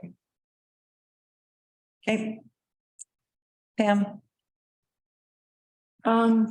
Yeah, maybe individual feedback. I mean, I'm not clear whether the concerns of the seniors should be in the design or whether we're just gonna figure that out at the time, but it's about, there definitely needs to be a bit of a focus on routes that are most used by seniors, and they have to be a bit customized, is all I'm saying. So I don't know, I'll do it individually, probably, if everyone else wants to do it individually. I think that's the direction that we're gonna go. Ian, you probably want to. I mean, we could put it back on planning and development and have a discussion there if people wanted to show up to that meeting. That's that next week. Yeah. And That's a good idea. So you could do a hybrid, put some. Good idea. I've looked at this several times. Like, my only concern about this is there's a lot more money attached to the have. I would agree with you, Malcolm, that, I mean, I was looking at the Riverside painted path and it's like $926,000, which, and that's just a shoulder. Yeah, Riverside Ave painted shoulder. Yeah, could you just maybe explain just kind of where these estimates come from? Yeah, for sure. I can explain. So, I can't remember the exact appendix, I printed out the exhibit summary. But we do have, we prepared this cost estimate based on linear unit rates. So which do include, so they're high level costs, and this class 2 level, construction prices. That being said, they don't account for every single item that we get into the design. But generally speaking, it accounts for the asphalt paving, it accounts for sub-basin separation and gravel situations that are required in pathways. And it also includes allowances for drainage. So we are widening, even just a simple widening shoulder, we're having to excavate and then also put in the sub-basin separated materials and then paving. And then if there's any drainage requirements associated with that, ditching, and that's also part of that cost. Certainly when we get into sidewalks or any facility where you're drainage, then you're going to catch basins, storage, so just extensions or some recent costs. And then if the costs seem high in the last couple of years, that's also because the construction costs have gone up significantly. And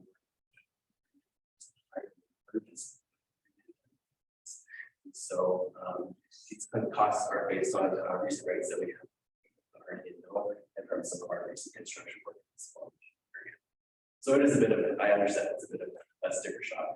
It is a bit of reality that we face, and so we do see more opportunities starting to get other solutions or other ideas just to try to offset some of that increase in costs if they didn't go for that. True, like Thank you. Thank you. Any other questions? Okay, we're good. Thank you very much, Ian. Appreciate you being here. Thanks, Ian. Thank you. Okay, next on the agenda is the houseboat kiosk rental. Kelly, do you want to take that? Yeah, thank you through the chair. So this is just a quick update that we have received notice from Hooked on Decor. That they are no longer requiring the houseboat for lease as of the end of April, I believe. So it will be available for use if council so chooses. Last time we did an advertisement, seeing if anybody was interested in renting that houseboat kiosk, and then we brought it to council for discussion. Happy to do another advertisement for that. That seems reasonable to everybody. I've had a couple inquiries about it because clearly things get around pretty quick here. So, but I mean, we also want to make sure as it is a public asset that the use is appropriate, right? Thank you, Kelly. Daryl, can I ask you a question? Sure. With Leanne in there, I mean, or even with the Visitor Information Center prior to that, was there a lot of vandalism? Did we have to replace a lot of windows? Was there? We did. I wouldn't say a lot, but they're funny shaped windows and that they were really costly. We did that for sure twice, maybe 3 times on the one side. We had some game cameras put up and it didn't happen again, but yeah, there's been a few things there. Windows, definitely. Door was kicked in once. They climbed on top and they kicked the HVAC unit, dented that all up and caused some damage. A few things. Does anyone have any comments? Go ahead, Bob. So just follow up on that through the chair, Daryl, and did the incidents go down when Leanne was in there? Having somebody in there renting it on a regular, did that help? Yeah, through the chair, I think so. I think we actually displaced her once with a repair, but I think the other couple times was before she was there. Okay, thanks. Visitor Information Center was in there Yeah, that time. were for a while, but at night nobody's in there, right? So yeah. Go ahead, Councillor McCabe. Yeah, thank you. So if I remember correctly, there's no running water in there. Is there, what's there for infrastructure? Is there running water or washrooms, or I think there's just a public washroom on the outside? And is there, and just a water bottle on the inside sort of thing? Through the chair, we do have a 2-inch water line to that building. Oh, we irrigate, and I think they have a sink that's functioning in there. Maybe not. I don't think so. I don't think so either. There is water to it. There is water right to it. but no sewer. No. No. Yeah, okay. Well, I think we should just do an expression of interest again. Perfect. So we'll proceed doing an advertisement for that, and then at the end of the day, we can see what we get. Sure. I personally, that's not the direction I'd like to go. I'd like to just leave it as houseboat. Like to rebrand it with, I think, was Twin Acres that donated the building to the community. And keep our branding on it, keep Twin Acres branding on it, and just advertise our community. I don't think we make a lot of money on it. So it could be more of a hassle than a moneymaker. But those are just my thoughts. But of course, whatever council direction is, that's the direction we'll go. Gord? Through the chair, thank you, Colleen. Kelly, what was our monthly revenue for that? I know it was much, but. Yeah, so it's a bit odd because it doesn't have water or sewer. It has a water connection, but there's no actual water in there. So we looked at storage facilities as a comparative for rent. So at the time, I believe it's $350 a month is what we get for the houseboat. So it's not a large amount. It's more about whether council wants to see it being used or whether, as the mayor said, or more of a marketing thing. But it's the money, it's not about the money. Yeah. Councillor Bailey.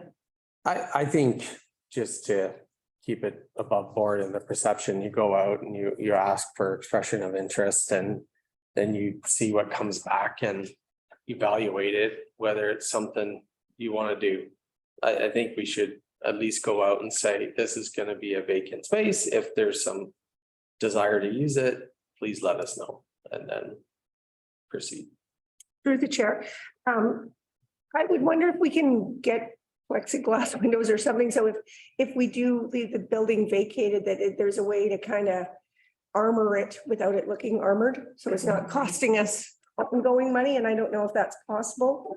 And then my second question is, can you throw up a couple picnic tables and make it a stop? So people like Finlayson is very busy with people with motorhomes and stuff like that. And the houseboat that you stop. And if we already have an outhouse there, you know, that it's a sick moose and you pull over and you take your dog for a little walk and let your kid run around and move on. And then maybe in the future, some pamphlets or something want to come to sick moose, but you know, there's lots of parking there. There's lots of space.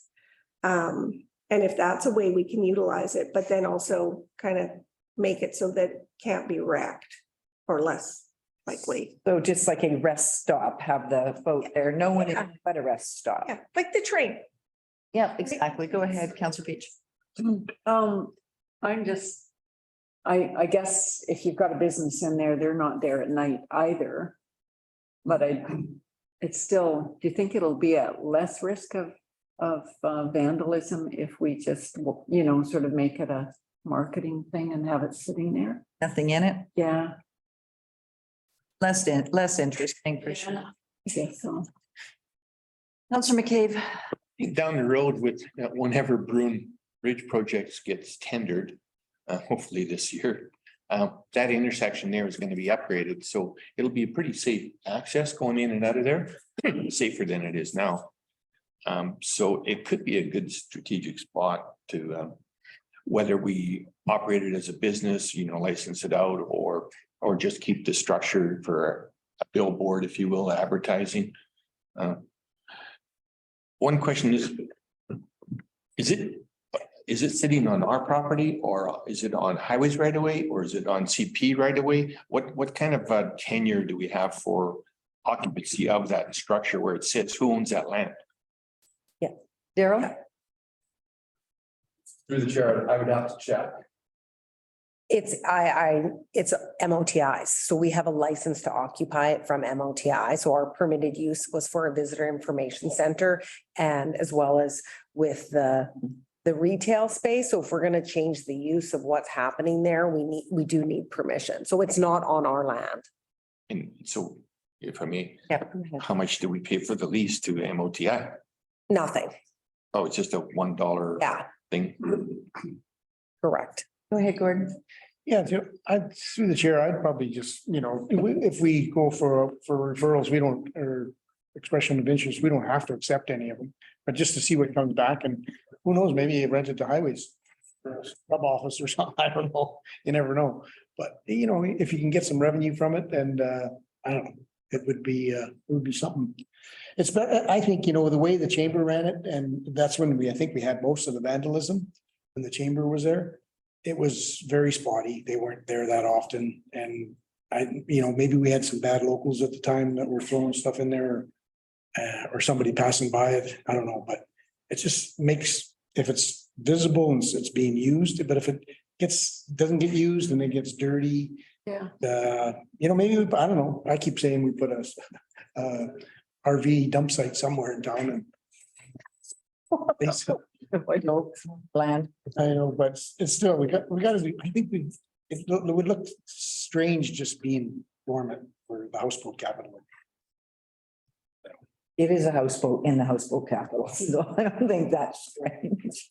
Okay, well, I guess is everybody in favor of expression of interest? And if that's the majority, then we can go in that direction. I really like the rest area.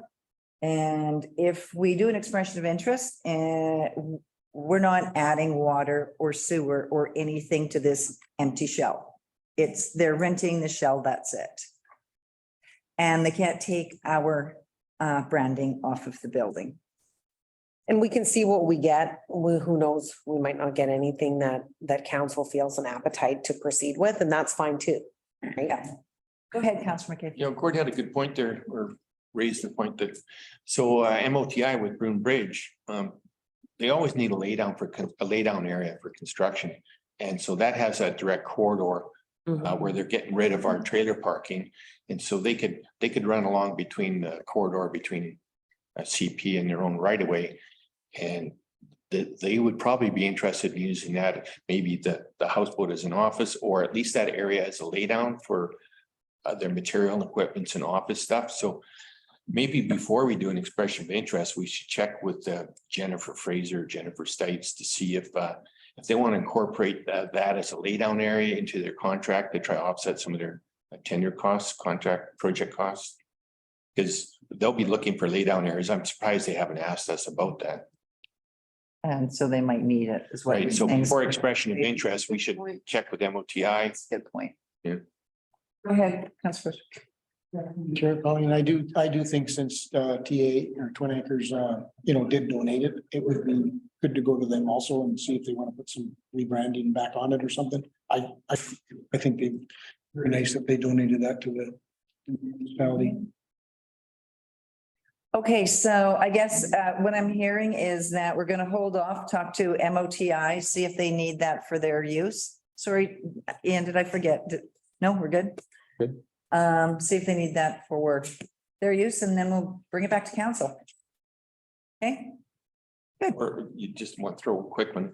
The boundary where the parking is might even impact the new intersection design they have. So they might need some of that space for the new intersection too. Good point.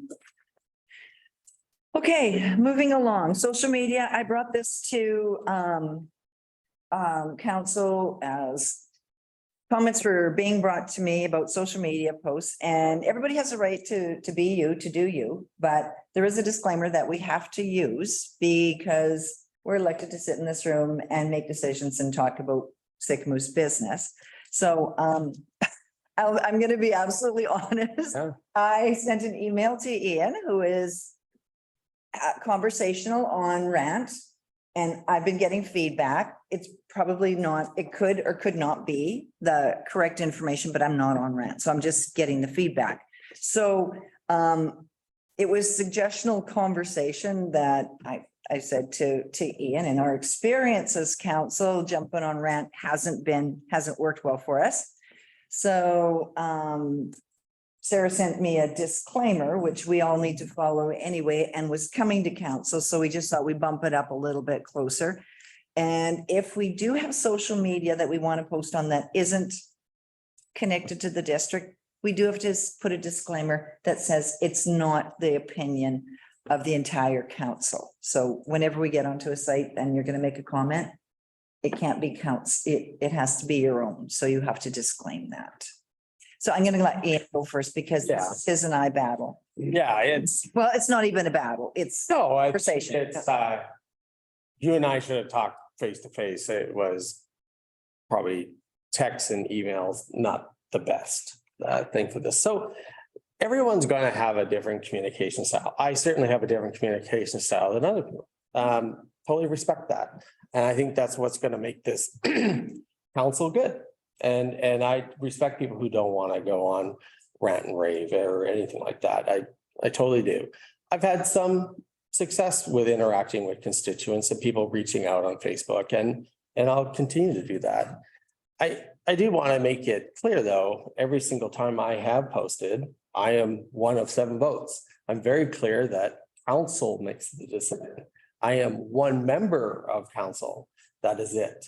And I think anything I have posted, unless you can find it otherwise, I've never said that this is what council is doing. So the most recent thing that this is deriving from is this pool discussion, right? I've had several people say, why don't we have a pool? Why don't we have a pool? Okay, well, Golden is going through this pool process. So I posted that and said, here's the information around the pool. If you're thinking about that and you're supporting of this, this is the information you should know. And right, the process is that's go to council. It went to their electoral CSRD as well. And then because you're taking on a whole bunch of debt, it has to go to a vote, right? And so that kicked off, I would say, a fairly, robust discussion. I think I was pretty happy with there. It was both sides, right? People were saying, no, I wouldn't support the pool. And other people were like, I would support the pool. And I view those discussions as a benefit. I know other people will have different views on that, but these are things that are bubbling along in our community anyways. And my view on how I communicate is if you give them the information and you say, here's the process, here's the cost, here's the pros and cons, these are not bad conversations to have in the community, because really at the end of the day, if you go through it, and it's a lot of comments, but there's a lot of education happening there as well, right? There's what we do around this table is we make choices around governing. We can't have everything all the time.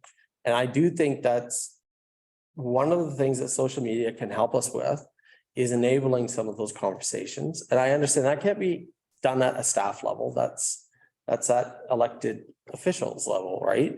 To maybe start some of these things off. So that's my only intention on social media. I fully understand. I am not speaking for council because we have to vote on it. And I think you and I had a misunderstanding there because you didn't have the benefit of maybe reading through the conversation because again, not everyone's on social media. And I am more than happy if someone has a concern about what I'm saying, whether it's a member of the public giving you crap for what I'm saying. Please, I mean, I'm happy to actually, justify what I've said on there. I've not written or put anything on there that I wouldn't say in public in front of a council meeting. But ultimately, council is the one that decides, is the governing body. But having those community conversations, I think can help inform us. And, it always comes down to managing expectations. I get that. But, these are conversations that happen in our community anyways. And part of it is politics. And I think part of our job too is also explain, hey, there's a reason why we're doing this and not that. And that's priorities. So anyways. Yeah, for sure. And I understand that and I get it. I think people have a tough time distinguishing between one of us and all of us, though. If one of us is talking about something outside this room, people think we've already talked about it. That's why we were elected. We were elected as a group and a team to share a message. So if one of us is talking about something that the rest of us aren't talking about, it reflects on all of us. So you know what? I think that's fine. All we need to do is use our disclaimer, I think. Before you speak, Sarah, Councillor McCabe. Yeah, so I had a member of the public come up to me a couple of days ago or a little while ago and say, hey, thank you for putting that information about the pool. That was very helpful. I didn't see it. I didn't know it was on social media. And so I said, you're welcome. Said too, right? But what if you'd had someone walk up to you, go, what the hell are you guys thinking? Well, they thought it was good information, but when we went to Silga, one of our keynote speaker, one of our presentations was around social media and loose lips sink townships. And we were told very specifically, do not go on rant or rave, not go on subject to or do this disclaimer first. They were very upfront. Do not go on rant and rave specifically. Councilor Rich. Through the chair. Thank you. So more of a question, and I don't know if Kelly can answer it, or, so I am on Rant and Rave. I'm on Sycamoose Community. I'm on a lot of committees where I'm always trying to suck money out of the community to have them donate to animals and the schools and the Europe trip. And so I'm often saying thank you. Now, I've tried not to say thank you as much because I'm worried that it'll be like, oh, I like that restaurant better than this restaurant. But where, so if I say, hey, give some bottles to the Europe trip, do I put your friend Siobhan Rich, community member? So everything that I post, I need to put, which is absolutely fine. Oh, Sarah's. You want to finish and then Sarah? Yeah. No, but that's like, I don't know how then to do that because I actually do use it a lot for fundraising. Okay, go ahead, Sarah. So our policy, it's specific. So if an elected official publishes content online relevant to the district in a personal capacity. So I would say that that's not relevant to the district. That's a personal choice that you want to support a group. So if an elected official publishes content online relevant to the district in a personal capacity, that person must ensure that she clarifies that all the opinions posted are her own and do not necessarily represent the district's position, strategies, or opinions. So you're okay putting a community member or Siobhan Rich? I'm going to just put dog lover Siobhan. Just put it all through. And if you post on rant, I think you're gonna have to put a disclaimer on there is thing. And all I'm saying is I say I'm speaking for myself. I mean, I was elected as a counselor. I'm speaking for myself. Council hasn't made a decision. That's it.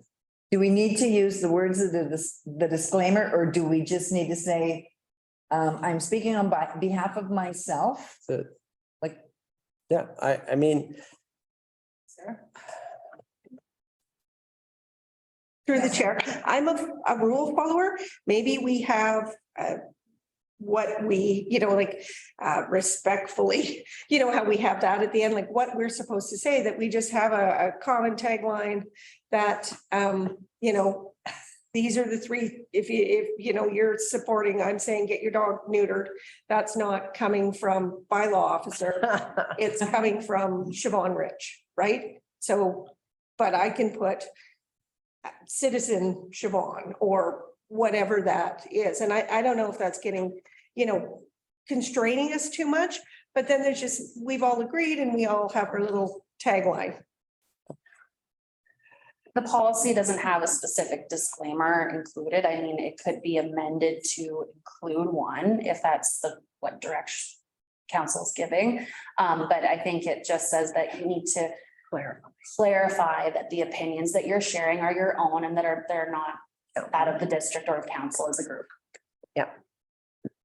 And Malcolm is exactly right. They were very explicit that that's a dangerous place to go. Yeah, I know and that we stay away from that. We actually, in the last 8 years, we have experienced backlash. So, and that's, and that's what I just wanted to share my experience. I know. I didn't mean to turn this. No.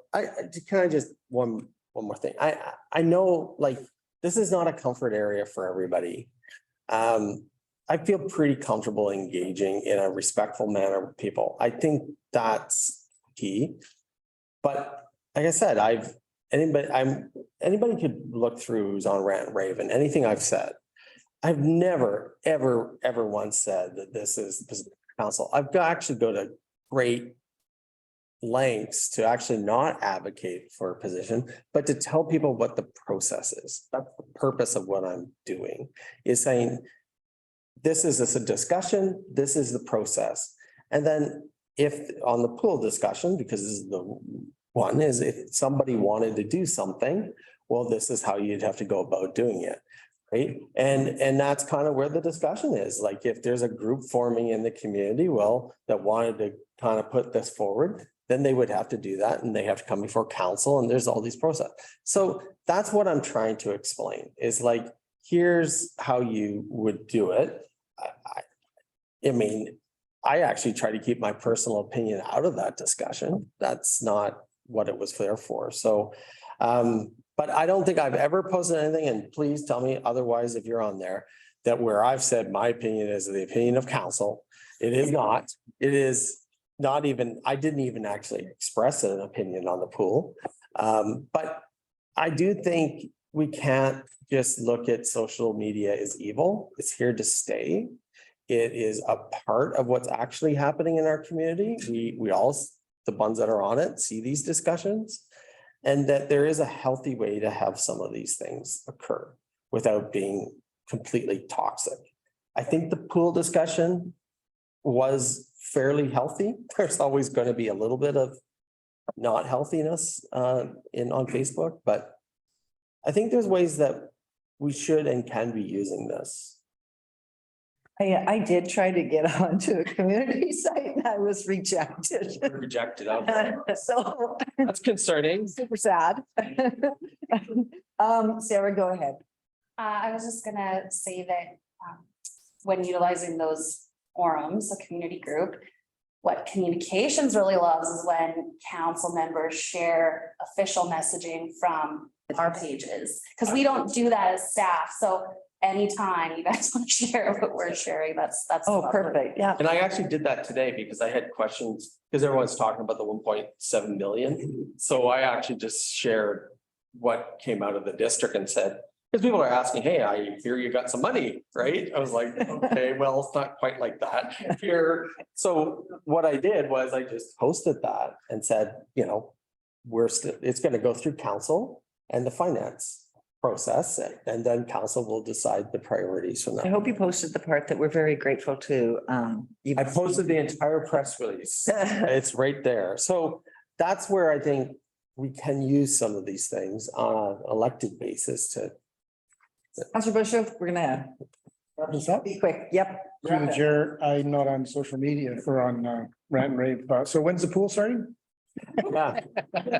I'll tell you, like that pool though, that discussion, perfect example. It's very split. Like, it's not like everybody wants a pool. No, there's a lot of people that had. There's a lot that want a pool. Go ahead. To the chair, I'm just glad that Ian is the one that's on rant and rave and not, and I don't deal with that stuff. But I want to apologize to you for not warning you about the pool. That has been an issue for like 30 years. Oh, yeah. Oh, yeah. Or more. Oh, for sure. Okay, excellent. Okay, so we understand the process. Now let's carry on. We've got councillor reports really quick, and then we'll have gallery. So board. Well, through the chair, we had our planning development meeting last week, which was exciting. We had a couple more developments coming forward, so we'll be getting those off to council in the next council meeting, I think, or they'll be coming your way in the future.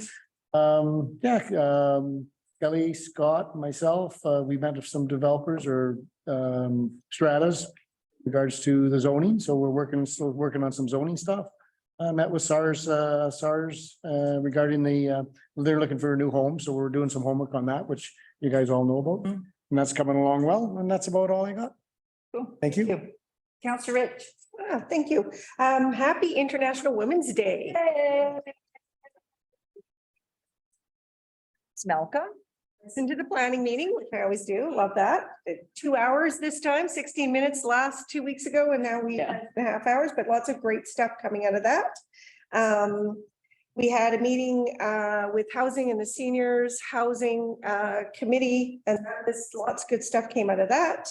And I also got to, I was able to go to the elected officials program that happened in Kelowna, and it was a 3-day event and just a plethora of information. It was fabulous. Awesome. Yeah. Counselor Evans. Just a couple of things. Yeah, I got 4 daughters and a wonderful wife, so happy International Women's Day. I visited the Brush and Pallet Club last Friday to see what they're doing and realized that it was interesting thing for a local politician to go to something like that. Get a lot of opinions. And it's good. And I've been talking to a lot of people in town, I'm sure as all of you have, about housing and the constant need and how we're coming along on that. That's just something that just doesn't stop. And I just wanted to pass on this information. They're recommending now that people have 7 days of water at their home and non-perishable goods, not 3 days. And that's just there's been some, we've all had a few years of some nasty things happen, and they're just recommending that for everybody. So I was at an emergency preparedness meeting about that. So Thanks for sharing. Counselor Bailey. Just planning and development, actually. Yeah, that was a 2-hour meeting, but I've gotten lots of kind of people reaching out on those 2 developments afterwards. Like it's been quite dramatic. There's a lot of interest on the micro suites. Lots of questions around 2 Mile as well. So yeah, I guess this is where I'll have to personally figure out what my limit is on social media, because the more active you are, the more messages you get. But there's certainly a lot of, questions is around our development process and what that looks like. And lots of people are interested. It comes back to certainly the housing equation. So yeah, lots of just kind of meetings with constituents and questions, and yeah, lots of interest out in the community though for what we're doing, I'd say. Awesome. Do you guys take questions at the planning committee meeting from the gallery? Yeah, I mean, if we don't really have too many people that come there though, but yeah, Gord's pretty open to let people chat. Yeah. Okay, so they can come to the. Yeah, well, I think I went and asked questions there. Oh, okay, cool. Okay, Council Beach. I'm usually there, but I was this time because I was away. Anyways, same thing. Didn't seem to know. I'm just saying, I'm usually at the planning and development. You are, right? yes, absolutely. Don't ask questions, but I'm usually there. Okay, LGLA, same local governments, 2 days. Well, it was 2 full days, but it was actually 3 days. Great gems of information coming from experienced local government officials who've been in for 28 years and stuff. It was really awesome. Really got a lot out of that. And then today I managed to catch the Shuswap Watershed Council for most of the meeting and all of the voting piece of the meeting. So I was really happy. Because I know I talked to you about conflict and schedule off. And so they're really trying to work around that now. That's great. Yeah. And I was away for the February 22nd meeting, and I did some sleuthing. I found some parks and took pictures. That's a park forecourt in Maple Ridge, right in a subdivision that my eldest son lives in. And then there's a couple of other pictures. Oh. That is a pump track right next door to the park core, and just over the way, there's another picture to show you the dirt bike park.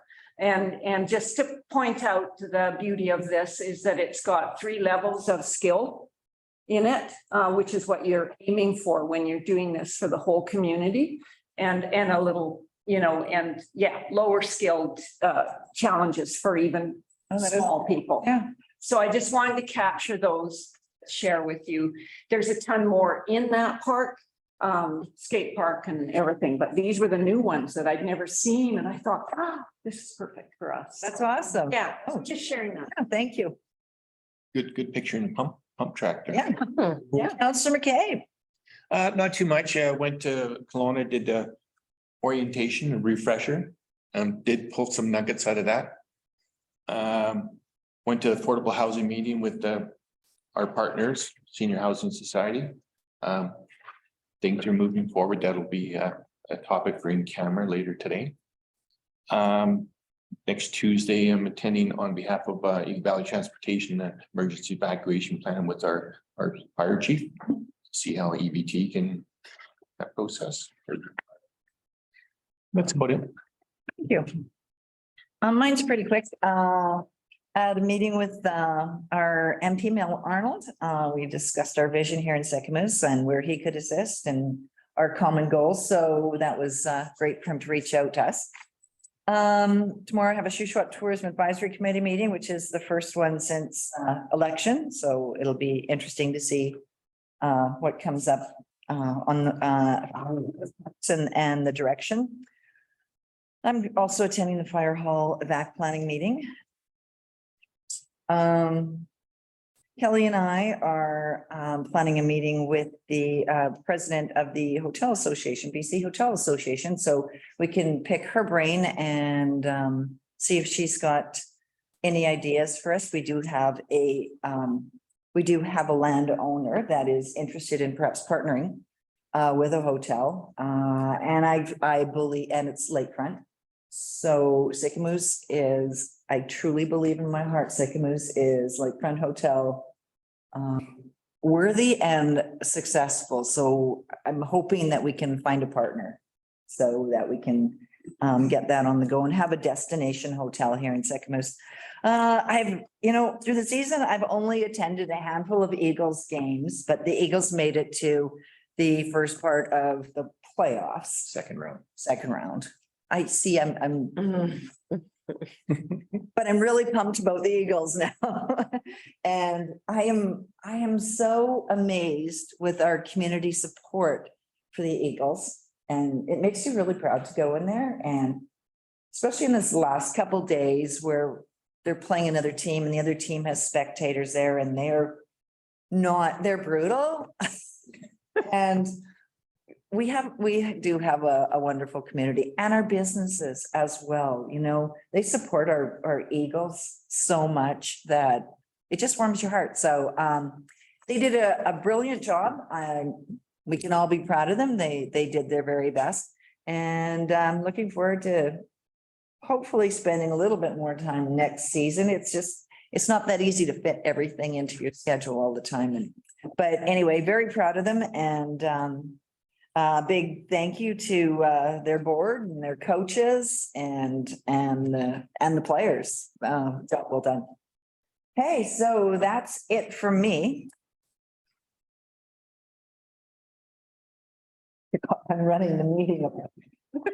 Okay, so do we have any questions from the gallery? Any hands up? How many do we have? 6 now, but there was 12 at one point. Wow. Wow, and then we board them. Including presenters and staff. No questions? All right. We're going to adjourn then. Recommendation that the committee of whole for March the 8th be adjourned at 3:15. Could I get a mover? Gordon, second by Bob. All in favor? We are adjourned.